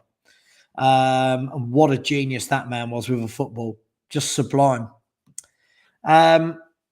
Do I rate Max Aarons? I think he's better than Emerson Royal. I think you're an upgrade on Emerson Royal, Terry Wright, but I don't want Max Aarons at Spurs. I don't think he's good enough. I first supported Spurs when we won the FA Cup. Who'd have thought that was the last time we won that trophy? I know, I was there, 1991 at Wembley, watching Gaza get stretchered off, Des Walker own goal, Paul Stewart running through. Paul Stewart, lovely guy, actually interviewed him on my old podcast, Paul Stewart, and he was a real gentleman and gave some really good stories about Gaza and Venables and stuff. So, yeah, I might see if I can get back in contact with Paul Stewart and get him back on. He was a really nice guy. 91 FA Cup. Have I watched Seinfeld? Oh, not for years. Why? Gaz was my favourite. Sad thing is I compare every midfielder to Gaza now. Yeah, you can't compare players to Gaza. Just different breed. I'm not season ticket holder anymore because of work, but I am very lucky that a good friend of mine works on the ticket exchange and gets me tickets for whichever game I want to go to. Just because of work, I travel a lot and I work late, and it got to the point with my season ticket where I couldn't go every game, so it's easier this way. But yeah, I get there my fair share. Didn't have to be Spurs. Great answer. And yes, I do remember them. Yeah, it was a great game, that. I've not seen this guy play. I'm not going to lie. I don't want to sit here and be one of those fans that says that says, oh, this guy would be great. He's brilliant. I've not seen him play. I'd like to see him play because he's another one, another one that we keep getting heavily linked with. I'm going for one more minute and then I am logging off. Chris Gill, haven't been a fan long, but enjoyed Moussa Dembele. Yeah, players like Dembele made football look easy. And then you look at the midfielders we've got now and have just recently got rid of, and they make it look really hard work. Savva, if you need to call it a night, I am calling it a night. Don't worry. No trophy for 14 years. Muppet of a club. Well, welcome, Devan. Thank you for stopping by. And I look forward to seeing you in the Champions League next season, my friend. Do you think Argentina are favourites to win the World Cup? I think they've got to be up there, right? I saw something the other day that they've not conceded a goal for like 9 games. And then they've got Lautaro Martinez, Messi. They've got some Romero, and they've got to be up there. He's back. This guy, we like this guy. When was the last time you won a trophy? Do you want the answer, or do you know the answer? Because it was 2008. I've seen him. I think he's okay. Depends what we're talking about. Savva, you've seen the film, The Keeper, about Bear Troutman? Good. No, I've not seen it. I don't have a clue what that is. I'll give it a go. Best game I saw that and everything, like the 81 Cup final versus City. Missed the old Wembley atmosphere. Yeah, I loved the old Wembley. I thought it was magnificent. That's where I saw us win the FA Cup and the League Cup at the old Wembley. Yeah, too right, go away. Right. Of course, AFTV are not entertaining him. AFTV is busted. Argentina is unbeaten for 3 years. Wow. Right, guys. I am going to go. Thank you very much. It's been an absolute pleasure. I really do. I can't say it enough. I really do appreciate people tuning in, listening, sending their questions. I do my question of the day every day, where I post about a player to see what you think. Please keep sending your responses in. Like, share, means a lot. Really appreciate it. I will next be live on Sunday night with Henry, Will, and Stel for the Spurs Corner, which is our group show. So I will see you then. Thank you all very much. I really do appreciate it. And I will see you soon. Take care, guys. Bye.